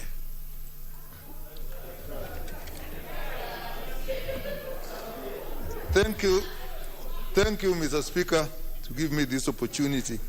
Mr. Speaker, I arise to support this policy of eradication of female genital mutilation, which is also known as female genital cutting, and the difference being mutilation describes what really happens. And Mr. Speaker, it is really a horrible act. I will not go into the details of the anatomy. I think Millie did that, and I can give a B+ for knowing the anatomy of the female genitalia. But, Mr. Speaker, this, if we leave all other issues of constitution, of the laws, of the policies, is the effect it has on the people who are involved. Leave alone the issue of pleasure and sensation, which has obviously really, we have enjoyed it here. But there are serious health problems. When we talk of the form that Millie was describing as infibulation, where actually the opening is closed. After cutting all the clitoris and all that, they cut the clitoris, they cut the valve, and then they close. It heals back. So basically there's a hole that can only sometimes pass urine. And if it is done in early, the children, the ladies cannot even menstruate, and that alone will cause problems. At the time it is being done, many children have died from bleeding. Then there is severe infection that can follow. And then when it is blocked, you can actually have severe infection right up to the uterus, and the children can actually be sterile. Yeah, the girls can actually be sterile because of that infection. And when it comes to the time of delivery, Mr. Speaker, if it is that severe form and the hole was literally closed, the opening was literally closed with just a small hole, it is impossible for the baby to pass. Then what happens? They have to go through cesarean section, and if they're in a place where that cannot take place, Mr. Speaker, the child can die, the mother can die, or it can be so severe that they actually damage the bladder, and you have free-flowing urine, what is called vesico-vaginal fistula, where the women will leak of urine throughout their lives. And they are smelling, and that may be another reason for actually the divorce, even leave alone the lack of pleasure.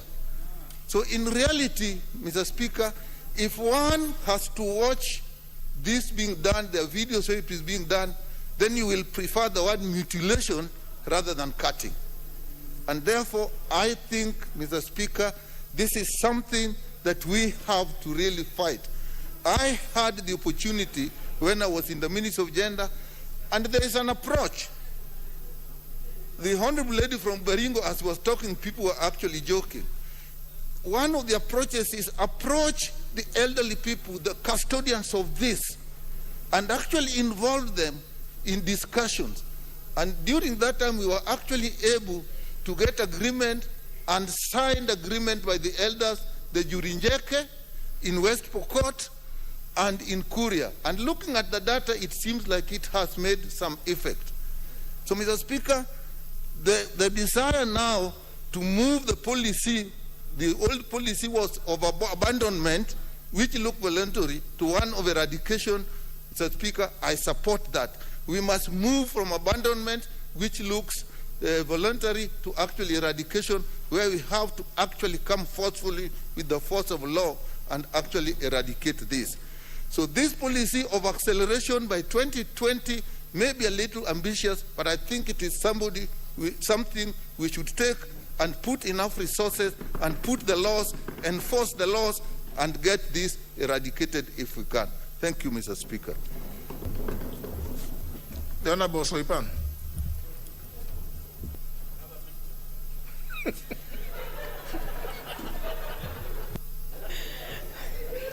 Thank you, Mr. Speaker. Mr. Speaker, anyone who declares me a victim does it at the risk of, being asked to substantiate. And Honorable Ngeno, I'm sure you cannot substantiate that allegation. Mr. Speaker, thank you for giving me a chance to speak in support of this committee's report on the sessional paper number 3 of 2019. And Mr. Speaker, I may not be gifted in graphics like my sister Millie, so I'll not attempt to do that. But Honorable Speaker, as we speak with the kind of animation we are subjecting this report to, I wish that we do not lose the seriousness of the problems that our girls and women are facing as a result of the practice of FGM. Mr. Speaker, if I was to be asked on the level of criminalization or stating and giving FGM the weight it deserves in terms of fighting it, Mr. Speaker, I would say it would stand on the same pedestal as what we have on the Convention Against Torture, the International Convention Against Torture, because that's where we start from, Mr. Speaker. Mr. Speaker, our girls are suffering, and Honorable Nyikal has clearly spelled out the medical negative effects that FGM subjects our girls and women to. Talk about the issues of fistula. Talk about the birth complications that our girls go through. Mr. Speaker, I support the report of the committee, and I think we need to walk the talk. Because with the passage of the Children's Act, which I think is one of the first domestic laws that spoke against FGM or protection of our children, Mr. Speaker, 20-something years down the line, I don't think the laws have done what they ought to have done. I think we passed the laws and relaxed that the law was going to do the work. Mr. Speaker, the work lies elsewhere. We have the laws. We know the negative effects of FGM. Now we need to take this a notch higher. And I think where we start as a house is sufficient funding for the anti-FGM board so that they get out of the boardrooms, from the boardrooms discussing FGM on the boardrooms of the board, and go to where the tire meets the road, which is the grassroots level. Engage our men. All these shenanigans about pleasure and, whether a cut woman is more pleasurable than one who is not cut or vice versa. Mr. Speaker, that one is neither here nor there. In Narok County, the menace we are fighting against right now, because, when we talk about the fact that when a woman is cut, then they become less sexually active. That is a fallacy, Mr. Speaker. And we must call it out for what it is. Because our girls who are subjected to FGM are the ones, I don't know how many girls we are going to take back to school come January in Narok County. All our girls are pregnant, Mr. Speaker. And all of them, most of them, a great percentage, have been subjected to FGM. So what is this talk about that when you circumcise a woman, then she will not be sexually active? That is not honorable. Mr. Speaker, please give me a minute to wrap up. In saying this, Honorable Speaker, I want to urge members of this House, let us take the issue seriously. Please let us support the anti-FGM board with sufficient resources so that we can go to the ground, talk to our men, talk to our administrators on the ground, and take this conversation to the grassroots so that we have community conversations, because our women are the biggest perpetrators. And it is because of the socialization, Mr. Speaker. If a woman doesn't get cut, she will not find a husband, you know, and that already is like being ostracized from society, Mr. Speaker. Those are the conversations we need to take down, and I... Did you say 1 more minute? But there's FGM, and then they're also mixing with something cat, I don't know, cat, I don't know now. Mr. Speaker, you know, whether we sugar, you know, no amount of sugar coating FGM will make it, you know, better than the worst thing that it is, Mr. Speaker. When I talk about cutting, it's cutting, Mr. Speaker. It's mutilation. It's an ugly thing, Mr. Speaker. And so I just want to urge the House, please, the only genuine way that we are going to support this committee is when we go back to the budget. Please let us support the anti-FGM board so that we can change the tide for our girls and women on the ground. Mr. Speaker, and a colleague was saying that, you know, we should not be talking about FGM. Let's talk about early marriages and early pregnancy. But FGM is a causative effect of early marriage and early pregnancy, because once you circumcise, but I just noticed some specific members, without, I'm not going to name anybody, who appear to have gotten a little tired of and walked out. Some would come in and, you know, I'm able to see who is, who belongs where in this debate.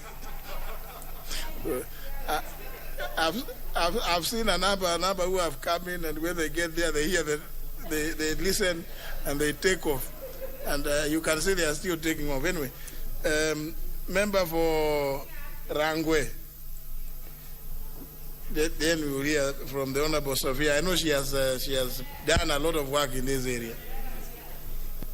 Thank you so much, Honorable Speaker. I rise to support this session of paper that has been brought in by the committee, and I want to appreciate members who have given contributions ahead of me. Quite a bit has been said. And this is a matter that requires a lot of thinking over as a nation, thinking over as a community.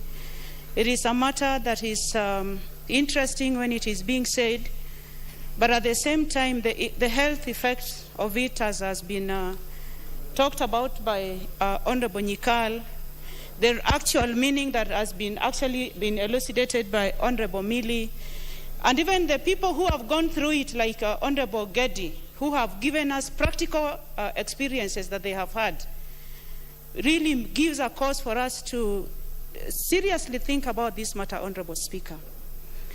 But I sit from where I am, from a community where we don't do FGM. We don't cut anything at all, Honorable Speaker. We leave it as it is, and I don't think, I don't know whether that gives any premium to the women who come from this region. But what I'm trying to interrogate is the real need for this to be done at this particular time. Because we cannot also wholesomely castigate one culture or practice. Because from where I come, in the Greater Luo Nyanza, there used to be removal of teeth. 6 teeth used to be removed. And this would probably be replaced with FGM in another community.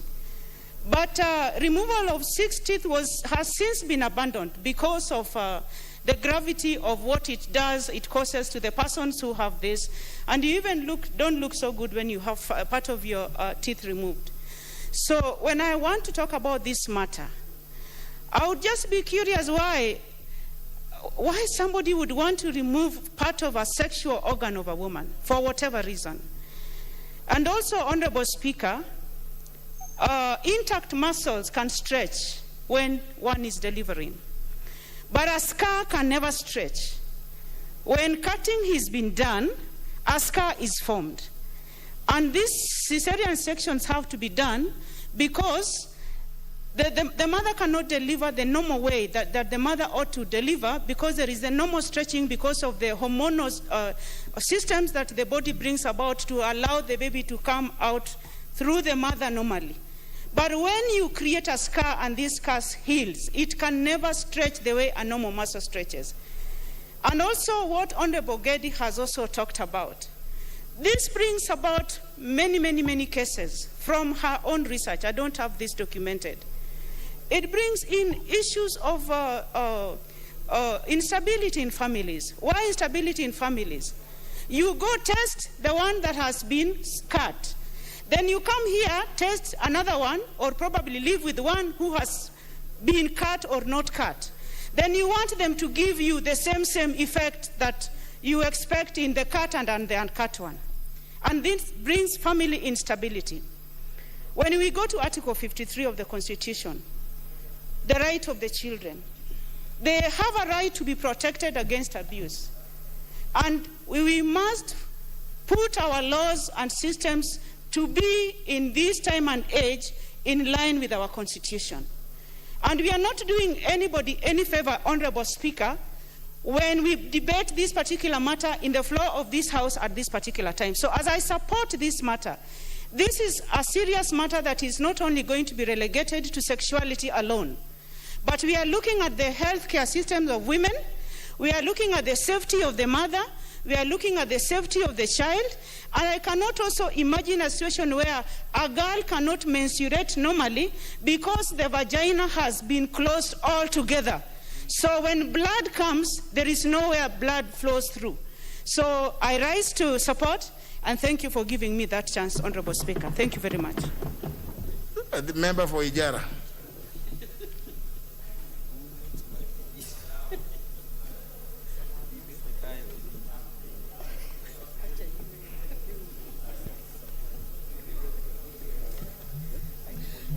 Thank you, Mr. Speaker, for giving me this chance.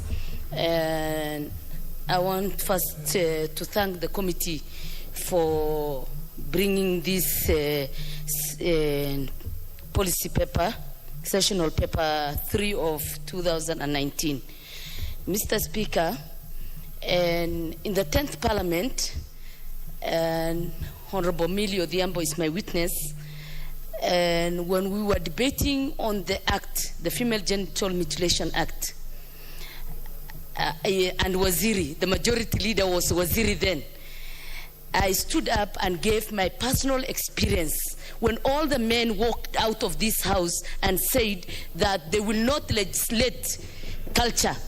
When I gave my own personal experience and I shed tears, Millie came to where I was standing and she started crying with me on the floor of the house.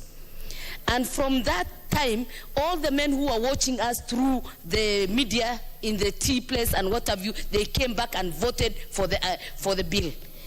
So I want to thank all those people who were there. My brother Bifoli told us that it is not right for us to legislate culture. But in the end, he came and voted for us. Having said that, Mr. Speaker, we know with that law in place, still female genital mutilation is conducted within our villages, Mr. Speaker. Mr. Speaker, female genital mutilation needs multi-sectoral approach, Mr. Speaker. An approach where every sector, be it state and non-state actors, all of them coming and joining hands together to conduct serious sensitization and awareness creation, Mr. Speaker. Mr. Speaker, Dr. Nikal has said it all. I don't want to repeat health complications because I know I've gone through all those health complications that Nikal has explained personally. And I want to say, Mr. Speaker, and I want to give one example. I started talking about female genital mutilation over 30 years ago. And in the villages, when I went around talking about female genital mutilation, they were calling me the mad woman. But what happened is, in the end, the religious leaders came to support and to talk about it openly. Because they felt it was the right thing for them to talk about it, because female genital mutilation was causing death among the society and among the young girls and among the women during childbirth. There was one particular incident that I want to tell this honorable house. There was a young girl of 14 years old. Her parents chased her out of their home because they thought she was pregnant. The lady, people picked her from the streets, they brought her to my house. She came, I picked her, stayed with her for 6 months. I didn't know what to do with her. I took her to hospital. She's not pregnant, nothing. I didn't know. And here her stomach was, you could physically see that this lady is pregnant. So what happened? There was an angel by the name of a doctor who came all the way from Sweden. So he took her, we came with him to Nairobi. We had to take her through many x-rays, Mr. Speaker. And what did we find? That the blood that was supposed to come out went back to the uterus. And when they removed, the whole uterus was already black, sick, and they had to remove everything at a tender age like that, Mr. Speaker. That is the kind of health complication that female genital mutilation has, Mr. Speaker. So what happened? We had to go back with the girl. Her parents came crying to me. She refused to go to them. The girl stayed with me. She's graduate today. She has a very good position in the government, but she cannot give birth to any child, Mr. Speaker. The unfortunate part of it is today, because of female genital mutilation, the girl cannot bear a child, Mr. Speaker. Mr. Speaker, it is the right time for us to talk and engage and to say the truth on the floor of the House. It is at the high time for us, because there are a lot of complications. Let's leave other things. This is a very heavy and serious matter when we want to discuss. It is not about what you like or what you don't like. It is about the... Member Vosia. Thank you, Mr. Speaker, for giving me this chance to contribute to this female genital mutilation that has been a fight for many years. It's not the first time that it has come to this House. But we do have so many harmful cultural practices that women go through. FGM is one of them. Early marriage, domestic violence, and so on. There are so many. But this one touches one's heart. Just look at the title, FGM, female genital mutilation. Mutilation as an English word proves that there is something very wrong with this. You cannot mutilate a body. It's terrible, it's horrifying. And that's why this must go. We have been told over and over again the consequences, the harmful consequences of FGM, and we continue to practice this. I think, Dr. Nyikali, you have really expressed yourself so well. I was just in tears as you described it, because it is so painful. Just being told. I don't come from a community that practices it, but I have friends who come from these communities. They talk to us, they tell us the challenges they go through emotionally, physically, socially. It is horrifying. It is our responsibility to make sure that we come up with policies that will protect women. Women have gone through a lot, and this is one of those that we cannot wait. We must come up with a policy as fast as possible, because so many women are dying as they give birth. So many women are leaving school as they get mutilated. So many girls are being divorced. You know, we cannot see women suffer and we keep quiet. One of the things that I saw in this country during HIV and AIDS, before HIV and AIDS was declared a national disaster, 1999, the government had a wonderful policy which was called Total War Against AIDS. I was involved in it. It was real total war. The government put money to fight HIV and AIDS. They mainstreamed HIV/AIDS in every ministry, in education, in health, name it. Everybody was talking about HIV and AIDS. Everybody was teaching each other how to prevent it, how to look after those who had already got the infection. It was a very, very powerful program. And that's what I want to see in FGM. Let's put money there. Let ministries get involved. We need everybody on board because this must go. I will not talk much about this, but I know it hurts. It's painful. It's a very emotional statement or a problem because it touches the culture of a people.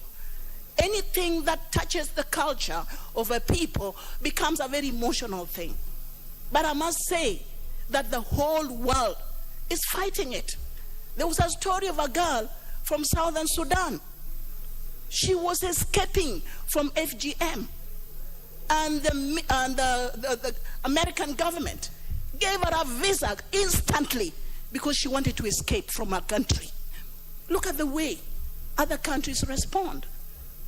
And that's why I want to say that if we put more money, like we did with Total War Against AIDS, then we will be able to get somewhere. So I support. Thank you. Member for Dagoretti South.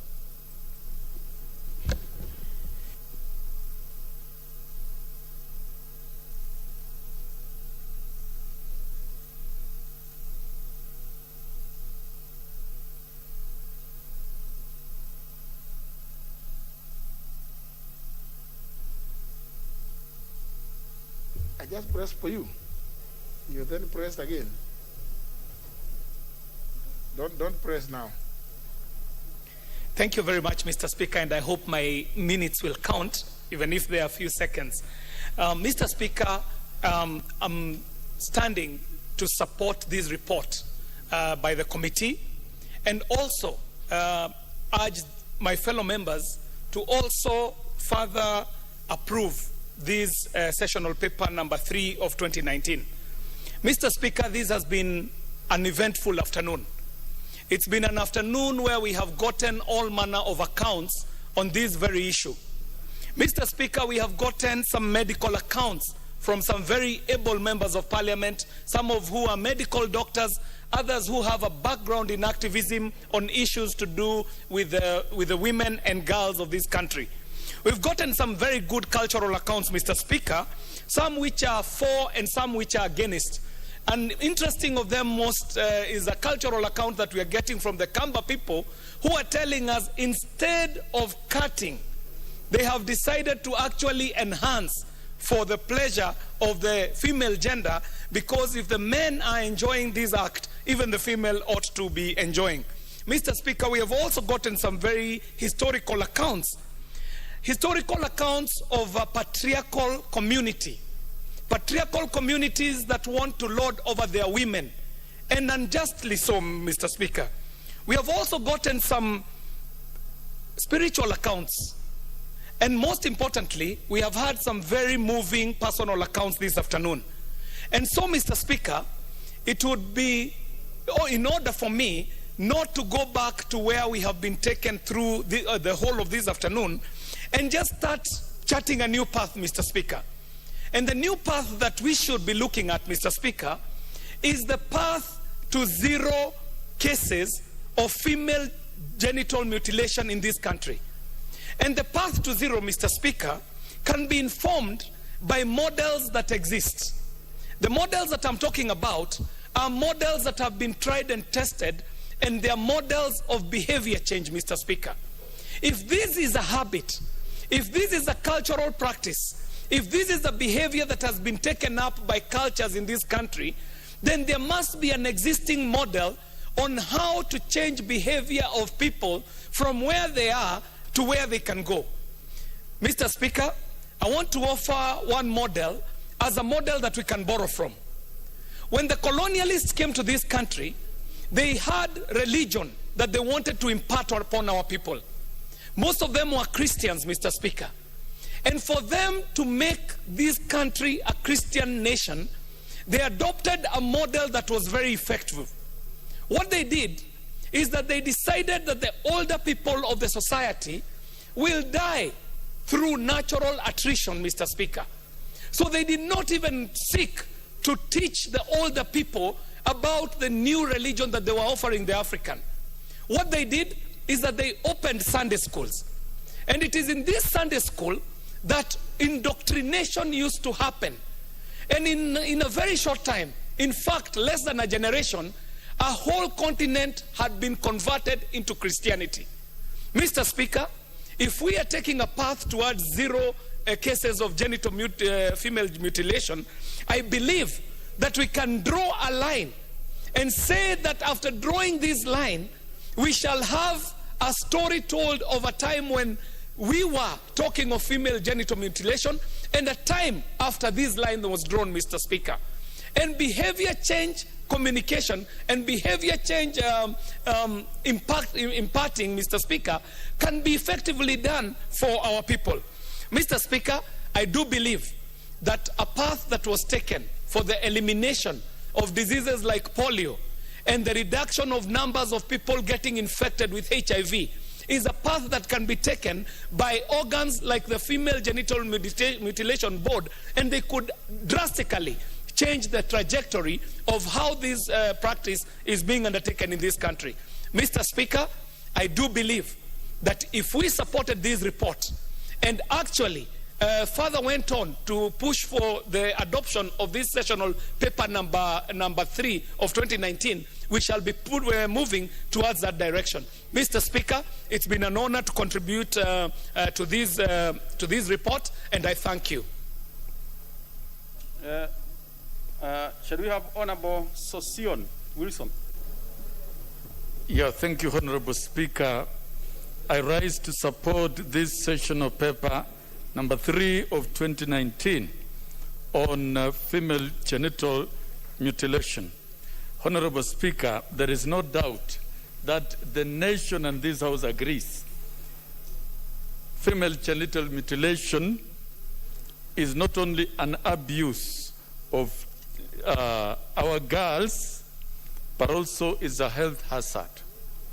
It is an outdated practice that should not be practiced in the 21st century.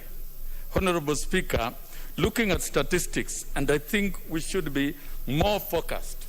Yes, we have an anti-FGM Act, but how far and how much has it served this country so that we don't keep debating the same matter every now and again? The sessional paper seeks to focus more in targeting areas of activities of the FGM. And Honorable Speaker, looking at the statistics in this country vis-a-vis the existence of the law, the Somali community, the 94% of their girls are subjected to FGM. And these are UN data. And some Somali community is part of the Kenyan community. And these vices go on against the background of the existence of a law. Samburu community, 86%. Kisii community, 84%. Maasai community, 78% of the girls. I have not seen the Kalenjin here, and I can confirm it goes on. Honorable Speaker, last weekend I walked into a village where 50 married women have deserted their marital homes to go for circumcision and surrendered their children to their grandmothers. This is a practice that is real, it goes on.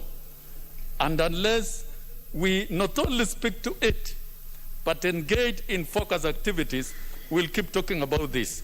Honorable Speaker, in terms of education, it has been the biggest hindrance of advancement of girls in the education sector. Other statistics here indicate that even at the Teacher Service Commission, women in leadership, that is the heads and principal, their number is at 27%. 74% are men. And therefore, the damage to girls at an early age has got a lot of effect in terms of advancement in their later stages in life. Even in this house, it is one of the hindrances of granting women in competitive politics, in the economy, in finding their space. Honorable Speaker, there are, of course, other data. There is a lot of connection with FGM and underage mothers. Data also, UNESCO data indicates that in some of these communities, in fact, majority of the young mothers under 8 are connected with female genital mutilation. Honorable Speaker, it is now time we move from words to action. We've listened to testimonies. We cannot allow our girls anymore to be victims of archaic cultural practices that have been rendered irrelevant and illegal by our legal systems. Honorable Speaker, this session of paper focuses one item of resolving this cultural practice, because dealing with a cultural complex is not easy, and that one of education. I would like to propose that in these targeted regions that have been mapped, where data is very clear, education against FGM should be strengthened. There is nothing wrong with focusing on the chiefs. There is nothing wrong with focusing on the political leadership. There is nothing wrong with focusing on everyone, because education is the biggest tool of causing change and curing social vices in the society. We did it with HIV/AIDS. HIV/AIDS globally has been reversed because of education. And believe me, COVID, it will be education that will change it. The same with FGM. This session of paper is timely, and it will not make sense to pass it in this very house and it is not implemented. Before I give to member for Marsabit, Majority Leader takes priority for that. I'll take better. Yeah, thank you, Honorable Speaker. I rise to support the session of paper number 3 of 2019 on national policy for the eradication of FGM, and really commend the Committee of Labor and Social Welfare for this good report. And most importantly, as you see, this policy paper was brought in this House in 2019, but it has taken the courage of the change of leadership in our committee to actually be brave enough to bring it here, because we know there are situations, there are some people who don't want to talk about some of these issues. And that is where the problem in this country lies. We have a beautiful paper, we have laws, we know what's supposed to be done, but because leaders are shy to actually talk about it, by not talking about it, they give the impression to the public that perhaps it's okay. And you will see that when you look at the areas where there's a higher prevalence of this FGM and other undesirable practices, it's a silence of the leadership in those areas that seems to encourage indirectly the prevalence. I'm also very happy that members have talked openly, which is very different from when we had a similar situation in 2011, when we were working on the Prohibition of Female Genital Mutilation Act of 2011. And I know I was in this house. And as members, when we say we're introducing that act, you could see members going out almost calling for lack of quorum to defeat the act, and people were saying, now you people are bringing something like this, and we are just about to get to an election, we are going to lose in our areas. And it actually took the men folk in the house, and Honorable Sophia Abdi being so emotional, Honorable Milio Diambo supporting, for men to see that we needed to pass this act, because it was required by the new constitution. But people still did not want to take it. Yet, within the constitution, we had said we are going to eradicate all these issues. Now, ordinarily, a session of paper should come before the act. But we had the act that came in. It was followed by the Protection Against Domestic Violence Act in 2015.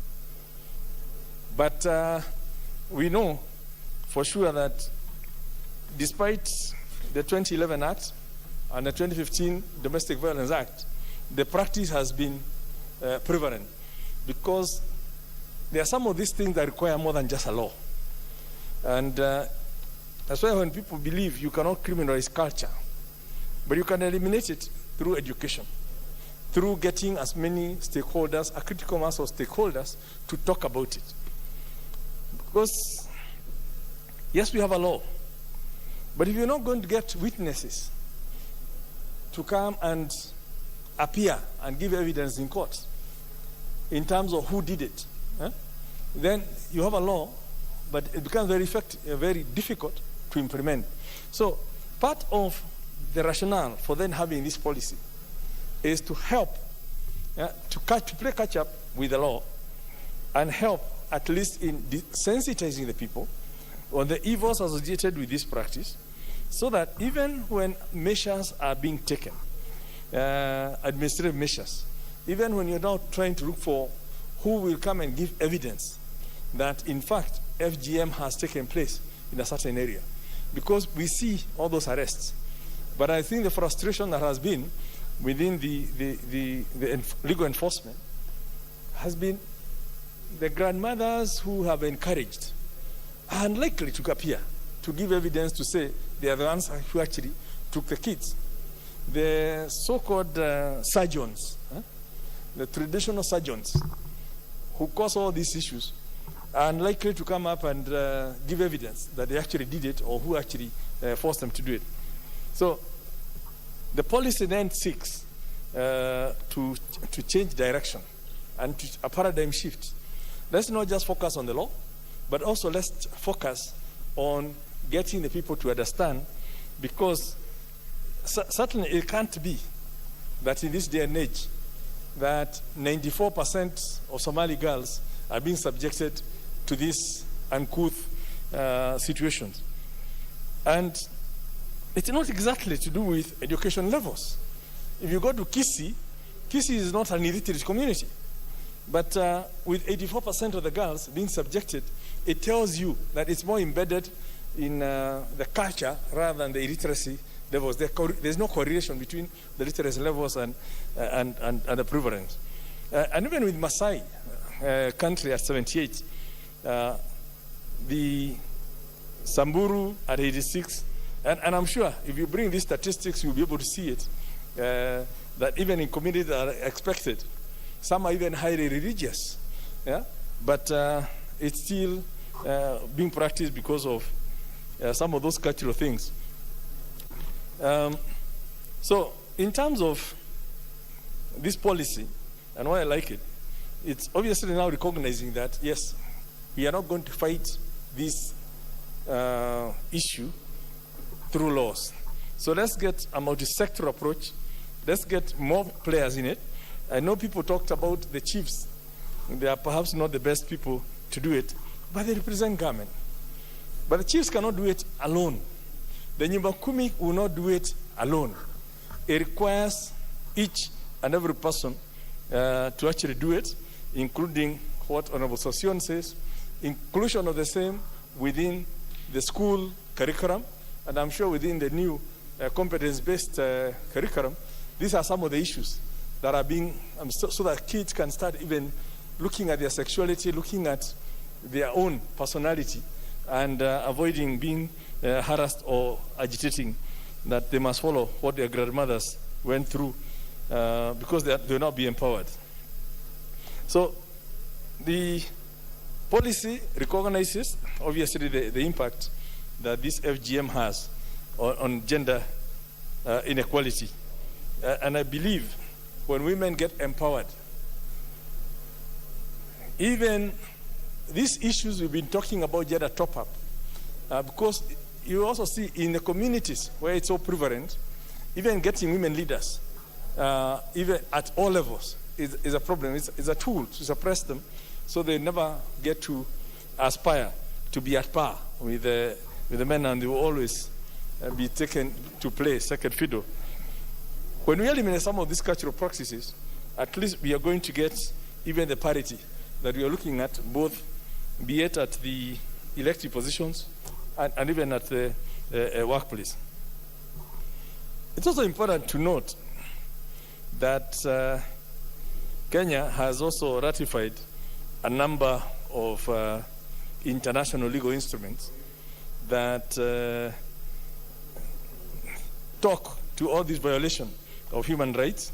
And if you look at the Universal Declaration of Human Rights of 1948, the International Covenant on Civil and Political Rights, 1966, the International Covenant on Economic and Social Cultural Rights, again, 1966, Convention on the Elimination of All Forms of Discrimination Against Women, 1979, Convention Against Torture and Other Cruel, Inhuman, or Degrading Treatment or Punishment, 1984, and the UN Convention on the Rights of the Child, 1989.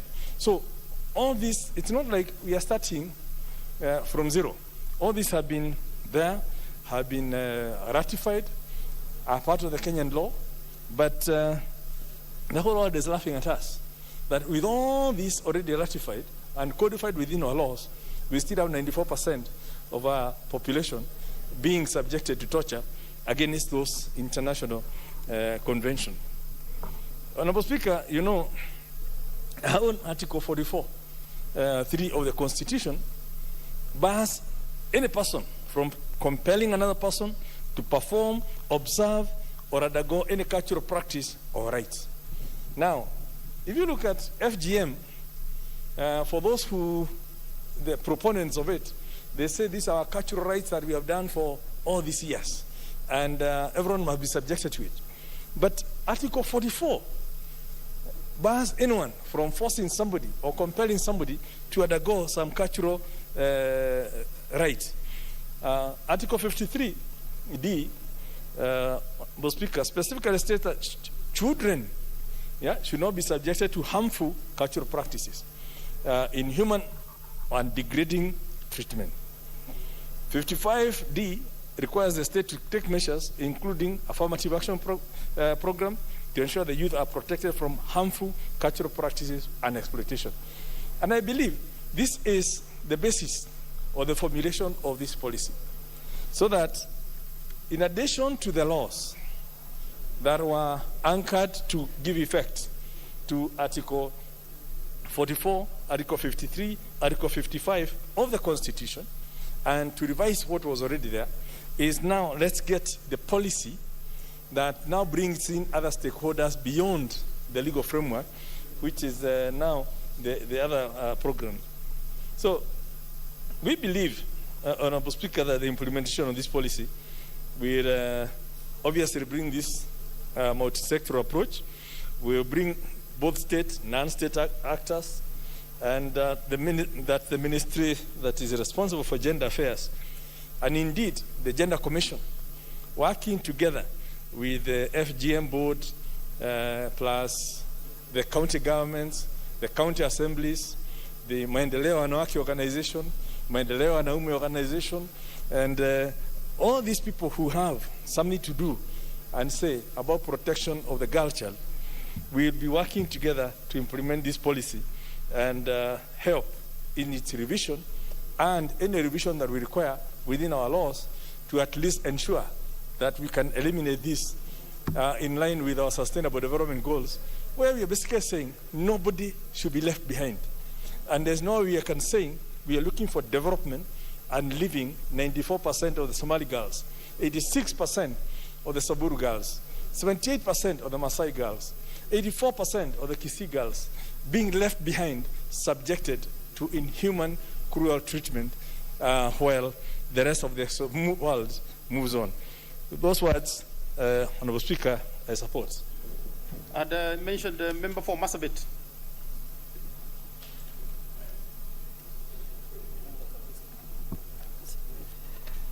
Thank you, Mr. Speaker, for giving me this opportunity.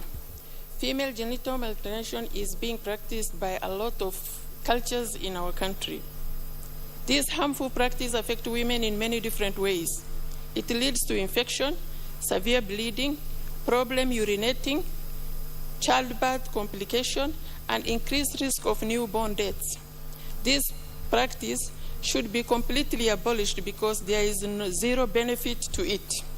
My request to my fellow women, let what you have passed through, you must make sure that what you have passed through in regard to FGM, your children or a girl child will not pass through it. Thank you, Mr. Speaker, for giving me this opportunity. I support the motion. Member for Masabet, that's a very powerful message to the members and to the world. Yes, let's have Honorable Opondo.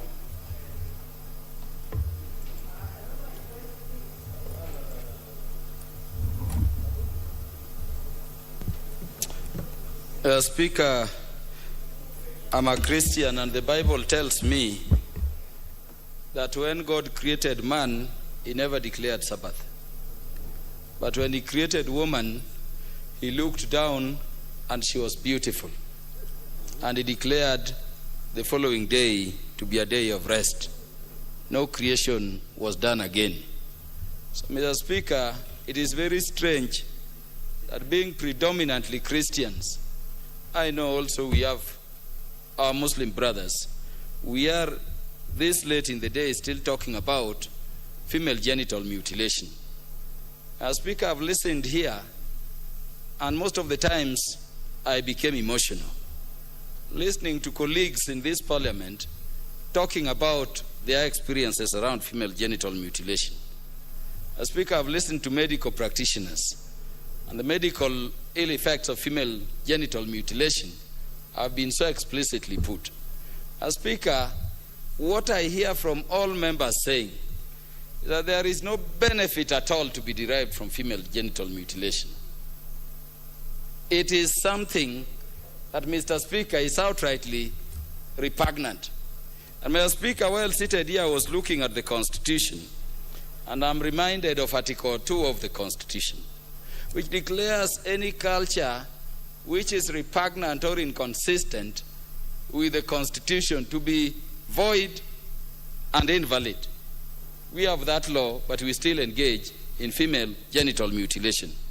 Now, Speaker, I've looked at Article 53 of the Constitution, and in sub-Article 1D, it says that every child has the right to protection from harmful cultural practices or any inhuman or violent, treatment.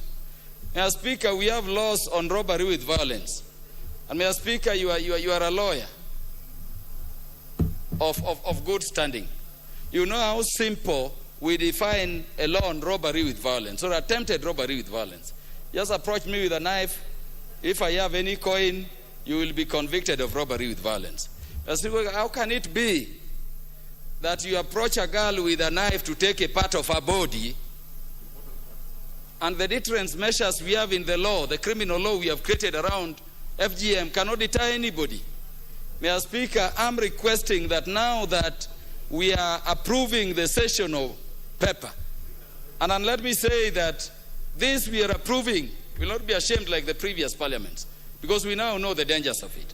Now that we are approving it, Mr. Speaker, I'm requesting the committee to sit together with lawyers and other human rights people in children matters like Honorable Millie Odhiambo, that we can review this law in terms of having a punishment regime that can deter people. Mr. Speaker, we need to firm up enforcement. And Mr. Speaker, time has come for us to look at the Ngaos and how they are assisting.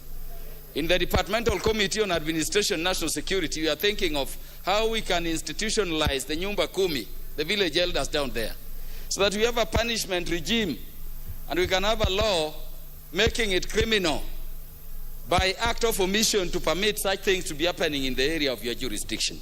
Mr. Speaker, we need to review the law and we go that direction. Mr. Speaker, we may talk, but something worries me. If you go to Kisii, I can tell you the most beautiful ladies are found in Kisii. But Mr. Speaker, still, I was a classmate to a Kisi lady. He was telling me that despite the law, despite her age, she has to steal away to get mutilated. Mr. Speaker, there is no benefit in this thing. I'm from a community, Mr. Speaker, which no longer cuts any part of the body. I think simply because, Mr. Speaker, maybe the Bible was set in a desert. You know, Jesus was essentially from those Arabian countries. As an islot, I was living by the river, so I'm always clean. I don't need even to circumcise. But, Mr. Speaker, let us stop anything that hurts the human body. Because God did it, and it was complete. What I'm thinking about, Mr. Speaker, is that we must up political goodwill around this matter. And I've listened to the members saying that in the previous parliament, more so the 10th parliament, they were saying, if I move this thing, I will lose votes. Mr. Speaker, we sat this house in the last parliament when we were passing the New Marriage Act.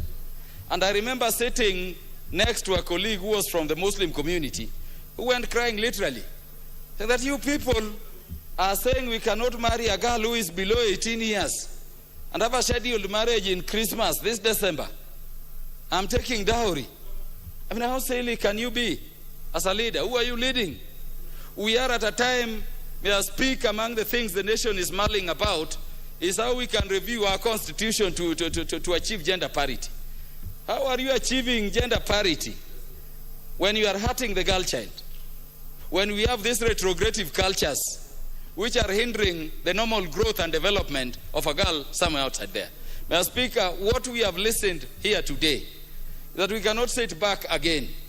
Let this not be a discussion which is just entertaining the nation somewhere there. As I've requested, Mr. Speaker, let us put our foot forward. Let us encourage the ladies out there. Honorable Peris Tobiko, the ladies being told you will not be married if you don't undergo this mutilation in Masai land. Let us tell them to go to other cultures who appreciate them. And we are being told here today that some cultures are pushing girls to be mutilated, yet the men from that culture are hiding and rushing for girls who are not circumcised elsewhere. It is the negative, cultural socialization we have in this country. I've heard people say, Mr. Speaker, why don't some people circumcise in Kenya? But why do I circumcise when I live by the lake? Why should I circumcise when I'm in Nairobi, I'm in my room with water flowing? Let us now look at the negative effects of this thing. And now that the whole society agrees it is a bad thing, let us up it to law and enforcement. Honorable Ngeno. Thank you, Mr. Speaker. And from the onset, Mr. Speaker, I wish to support. Mr. Speaker, I come from Narok County, an area where it's considered to be very notorious with FGM.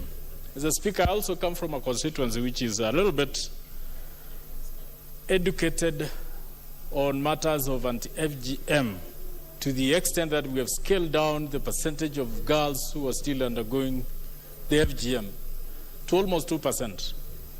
Mr. Speaker, most of the people who practice this particular act, they tell you there are good things and there are bad things. But in whole, Mr. Speaker, I believe what this FGM does to our daughters, what this FGM does to our sisters, has no comparative effect to the good things that some of the people believe is having. Mr. Speaker, there is something which I think we also need to address ourselves to. Mr. Speaker, we may have law that prevents women or young girls from being cut. But some of these people have introduced another mode, which, Mr. Speaker, is very hard even to curb, even for the chiefs and assistant chiefs to deal with. Mr. Speaker, nowadays people get married, and women who are married go and practice it in their homes, in their houses. And Mr. Speaker, even those people who would want to arrest these women who have been circumcised, when they arrive at the homes where these people are, they pretend to be cooking and doing some other stuff. It becomes hard to know whether they are circumcised or not. So there must be a formula, Mr. Speaker, where we can deal with it. And so that we can manage to curb it. Mr. Speaker, my Deputy Speaker actually commented or touched on something which I believe we should also enhance in law. When you look at the percentage of those girls who get lost or who drop out of school because of FGM, vis-a-vis the percentage of girls who drop out of schools because of early pregnancies and early marriages, Mr. Speaker, I think the act of early marriages is actually overtaking the act of FGM. And Mr. Speaker, this is destroying our girls completely.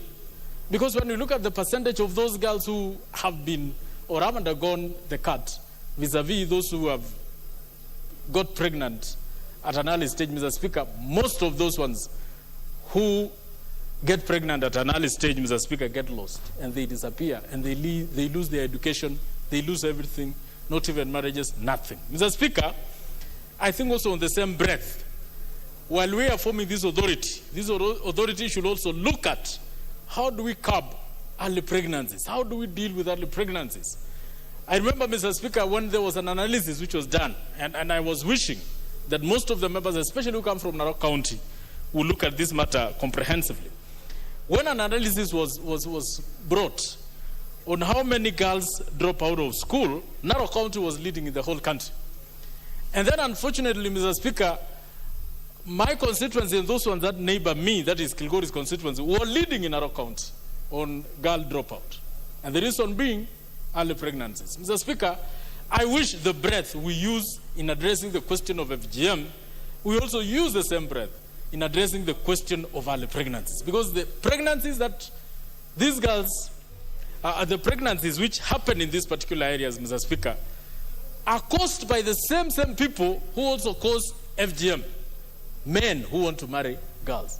Men who cheat that they want to marry girls. Mr. Speaker, I'm one of a few people, members of parliament from Narok County, who took it upon myself to educate people against FGM.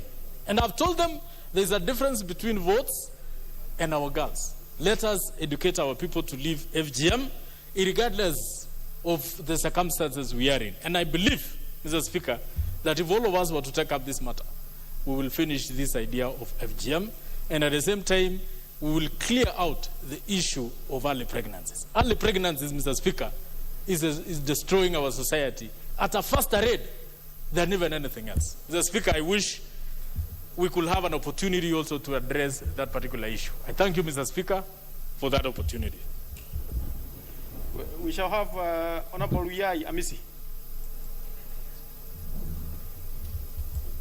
Thank you, Mr. Speaker, for giving me time to add my voice to an already unanimous support to this report.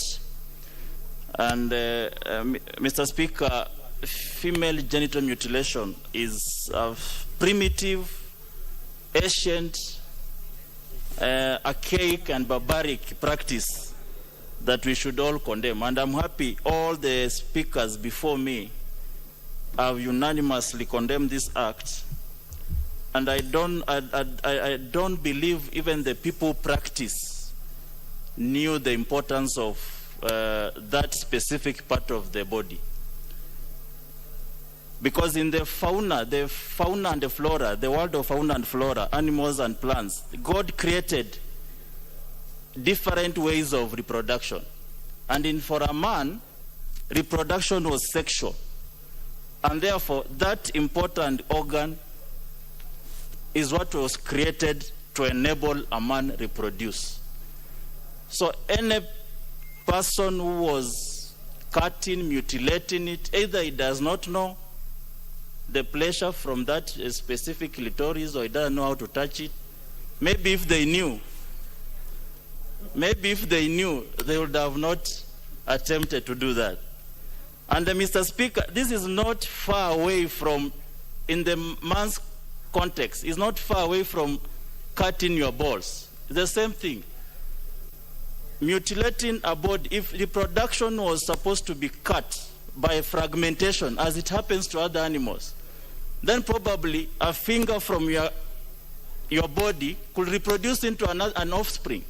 That's what happens in other plants. But for a man, it was specifically sexual. That is how we reproduce, and that's how we populate the world. So there is no value, there is no reason. This was a disaster, and like any other tradition, this is not identical. There are so many traditions, cultural practices that we must do away with. And this thing has come at the right time. We are holding this discourse at a time when Kenya is playing in the League of UN Security Council. We are showing the world that we are ready to get rid of these retrogressive practices. And at this time, Kenya is showing the world. As we play at the international arena, we are actually showing by legislating that we are ready to progress with the rest of the world. So I want to thank especially the chairman, who has been very active, very focused, very determined gentleman, for this initiative to make sure that we get rid of female genital mutilation once and for all. I thank you and I support. Let's hear from that far end. Honorable Bogo Menza. Thank you, Mr. Speaker, for giving me this opportunity to say a word about the eradication of FGM as proposed by Sessional Paper number 3 of 2019. Mr. Speaker, I think the statistics that have been shared here by the Leader of Majority and other speakers, they speak for themselves. 94% of the Somali women, they have gone through the knife. This is a serious matter, Mr. Speaker. But we need to ask ourselves, who are the victims in this case? The victims are women. But who propagates this victimization is the men.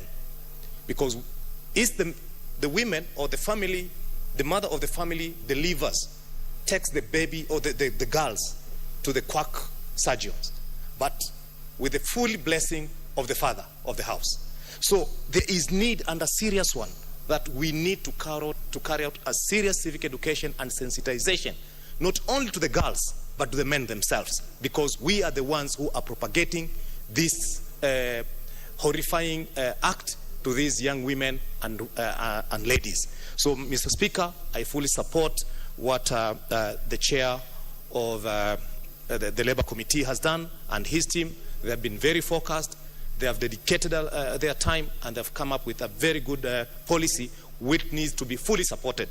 But my disappointing part is, Mr. Speaker, if I got the chair correctly, there is 1.5 billion that has been allocated to the anti-FGM body. But so far, only 100 million has been dispersed. How can we be able to achieve the objective if the funds are not flowing? How? We need to fight it like the way we fought the HIV and AIDS. I think the speakers before me, they made it very clear. This country was so much focused when HIV and AIDS was a big pandemic in this country. And we spoke it freely. Everywhere you go, in schools, in churches, in mosques, wherever you go, in offices, we were speaking about freely and openly and candidly. And we were there to support one another.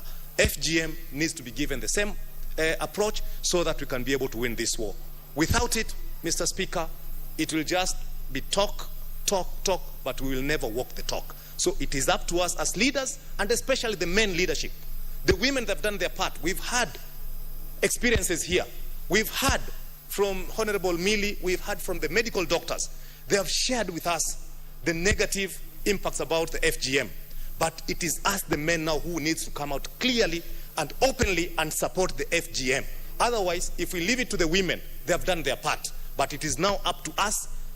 And I think I heard Honorable Macau here discussing about the pleasures and what have you. And I want to tell you, Mr. Speaker, that organ which Millie and other speakers mention it, a woman who has gone through the knife, it is very difficult to satisfy her, because that is the most sensitive part of the body. And it is chopped away. You will work and you will work and you will sweat, but you will never satisfy that woman. So, Mr. Speaker, this is a serious matter.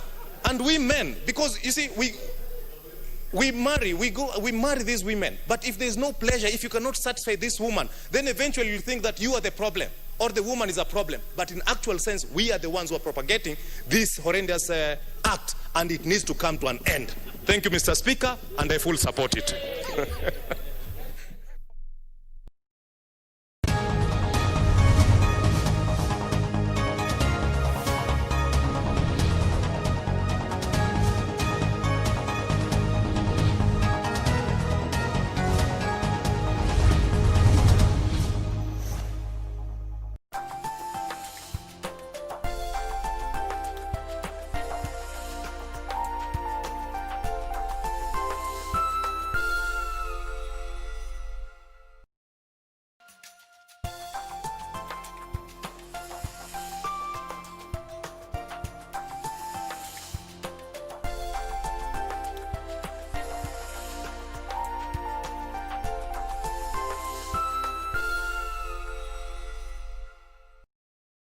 When the world changed, it made us go back to the simple joys and love the little things even more, like serving up your best, eating together, and sharing more. Now, we'll take nothing for granted and always remember to taste the simple joys.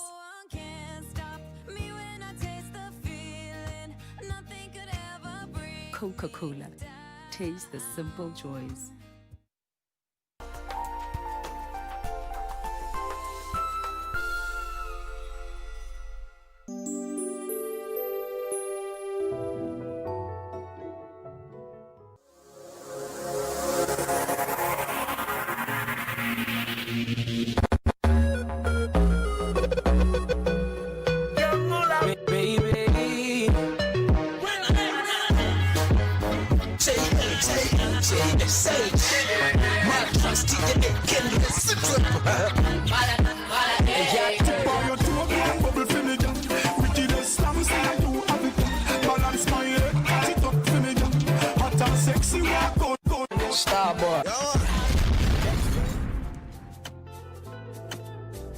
For choosing the beat. Mafuta yamekosa usoni mwangu, imenizidi njaa, naanza safari yangu. Mama aliniambia nisisahau begi langu, ikiwezekana pia nijilinde na walimwengu. Huko nakoenda, shida nilizoona nyumbani zimenipeleka, matatizo yamenitelezesha, nguvu sina mwilini kabisa zimengandamiza. Bado najikakamua, bado najikakamua, bado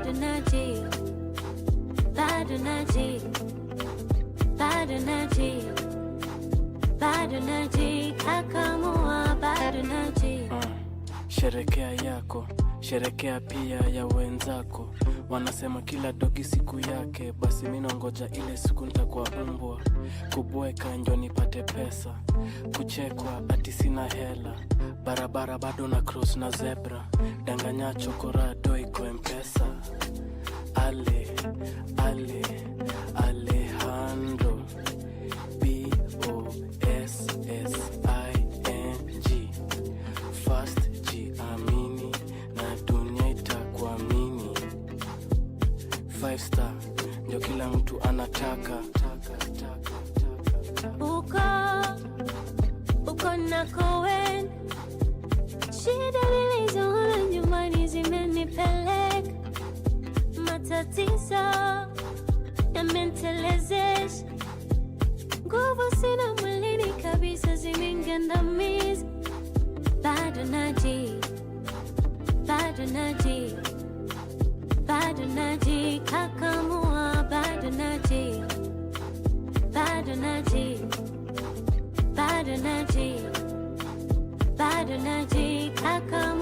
bado Mtu wa uba, mtu wa surba, mwenye unapigia kura na tupia lugha. Champion. When I met you, then I felt you. Now I became so bright. I can't forget you, no regrets, boo. You're the only thing that's right. Osani stress, osani mess. About to get to Bashri avec toi.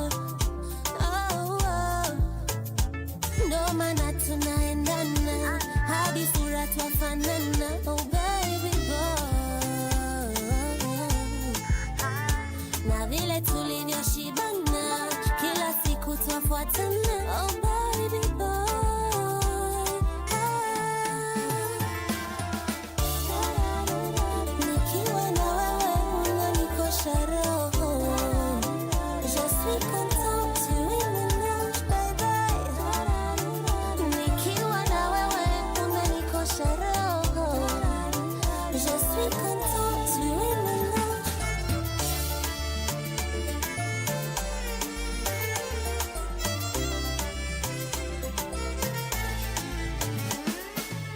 Quand tu es ici près de moi, ton sourire me rend folle ce soir. Et quand tu restes avec moi, je te donnerai tout ce que tu as. No mana tunaendana, hadi sura twafanana. Oh baby boy, na vile tulivyoshibana, kila siku twafuatana. Oh baby boy,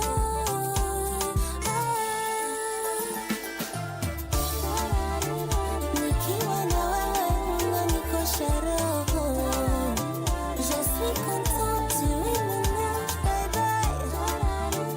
Nikiwa na wewe unanikosha roho. Je suis contente, tu es mélange.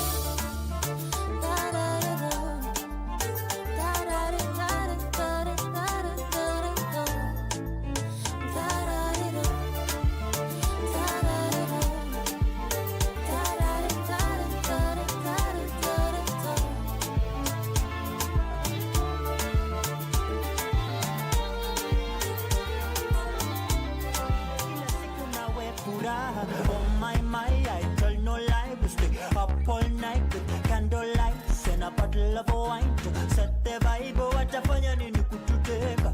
Wambie wasome lebo. Speak your mind, oh baby, dance to my tempo. It's alright and you're my kind of rebel. So am I. Watafanya nini kututenga? Watabonga sana na sitakoma. I will keep on loving you, my girl. Watabonga sana na sitakoma. I will keep on loving you, my baby. Watabonga. I will keep on loving you, my baby. Watabonga sana, ni maneno tu, ni vigumu kuzozana. Mimi na wewe bu, wamengoja sana kutugawanyisha. Hawachoki, hawaoni ni mbali tulipotoka. Binadamu Watabonga sana na sitakoma. I will keep on loving you, my girl. Watabonga sana na sitakoma. I will keep on loving you, my baby. Watabonga.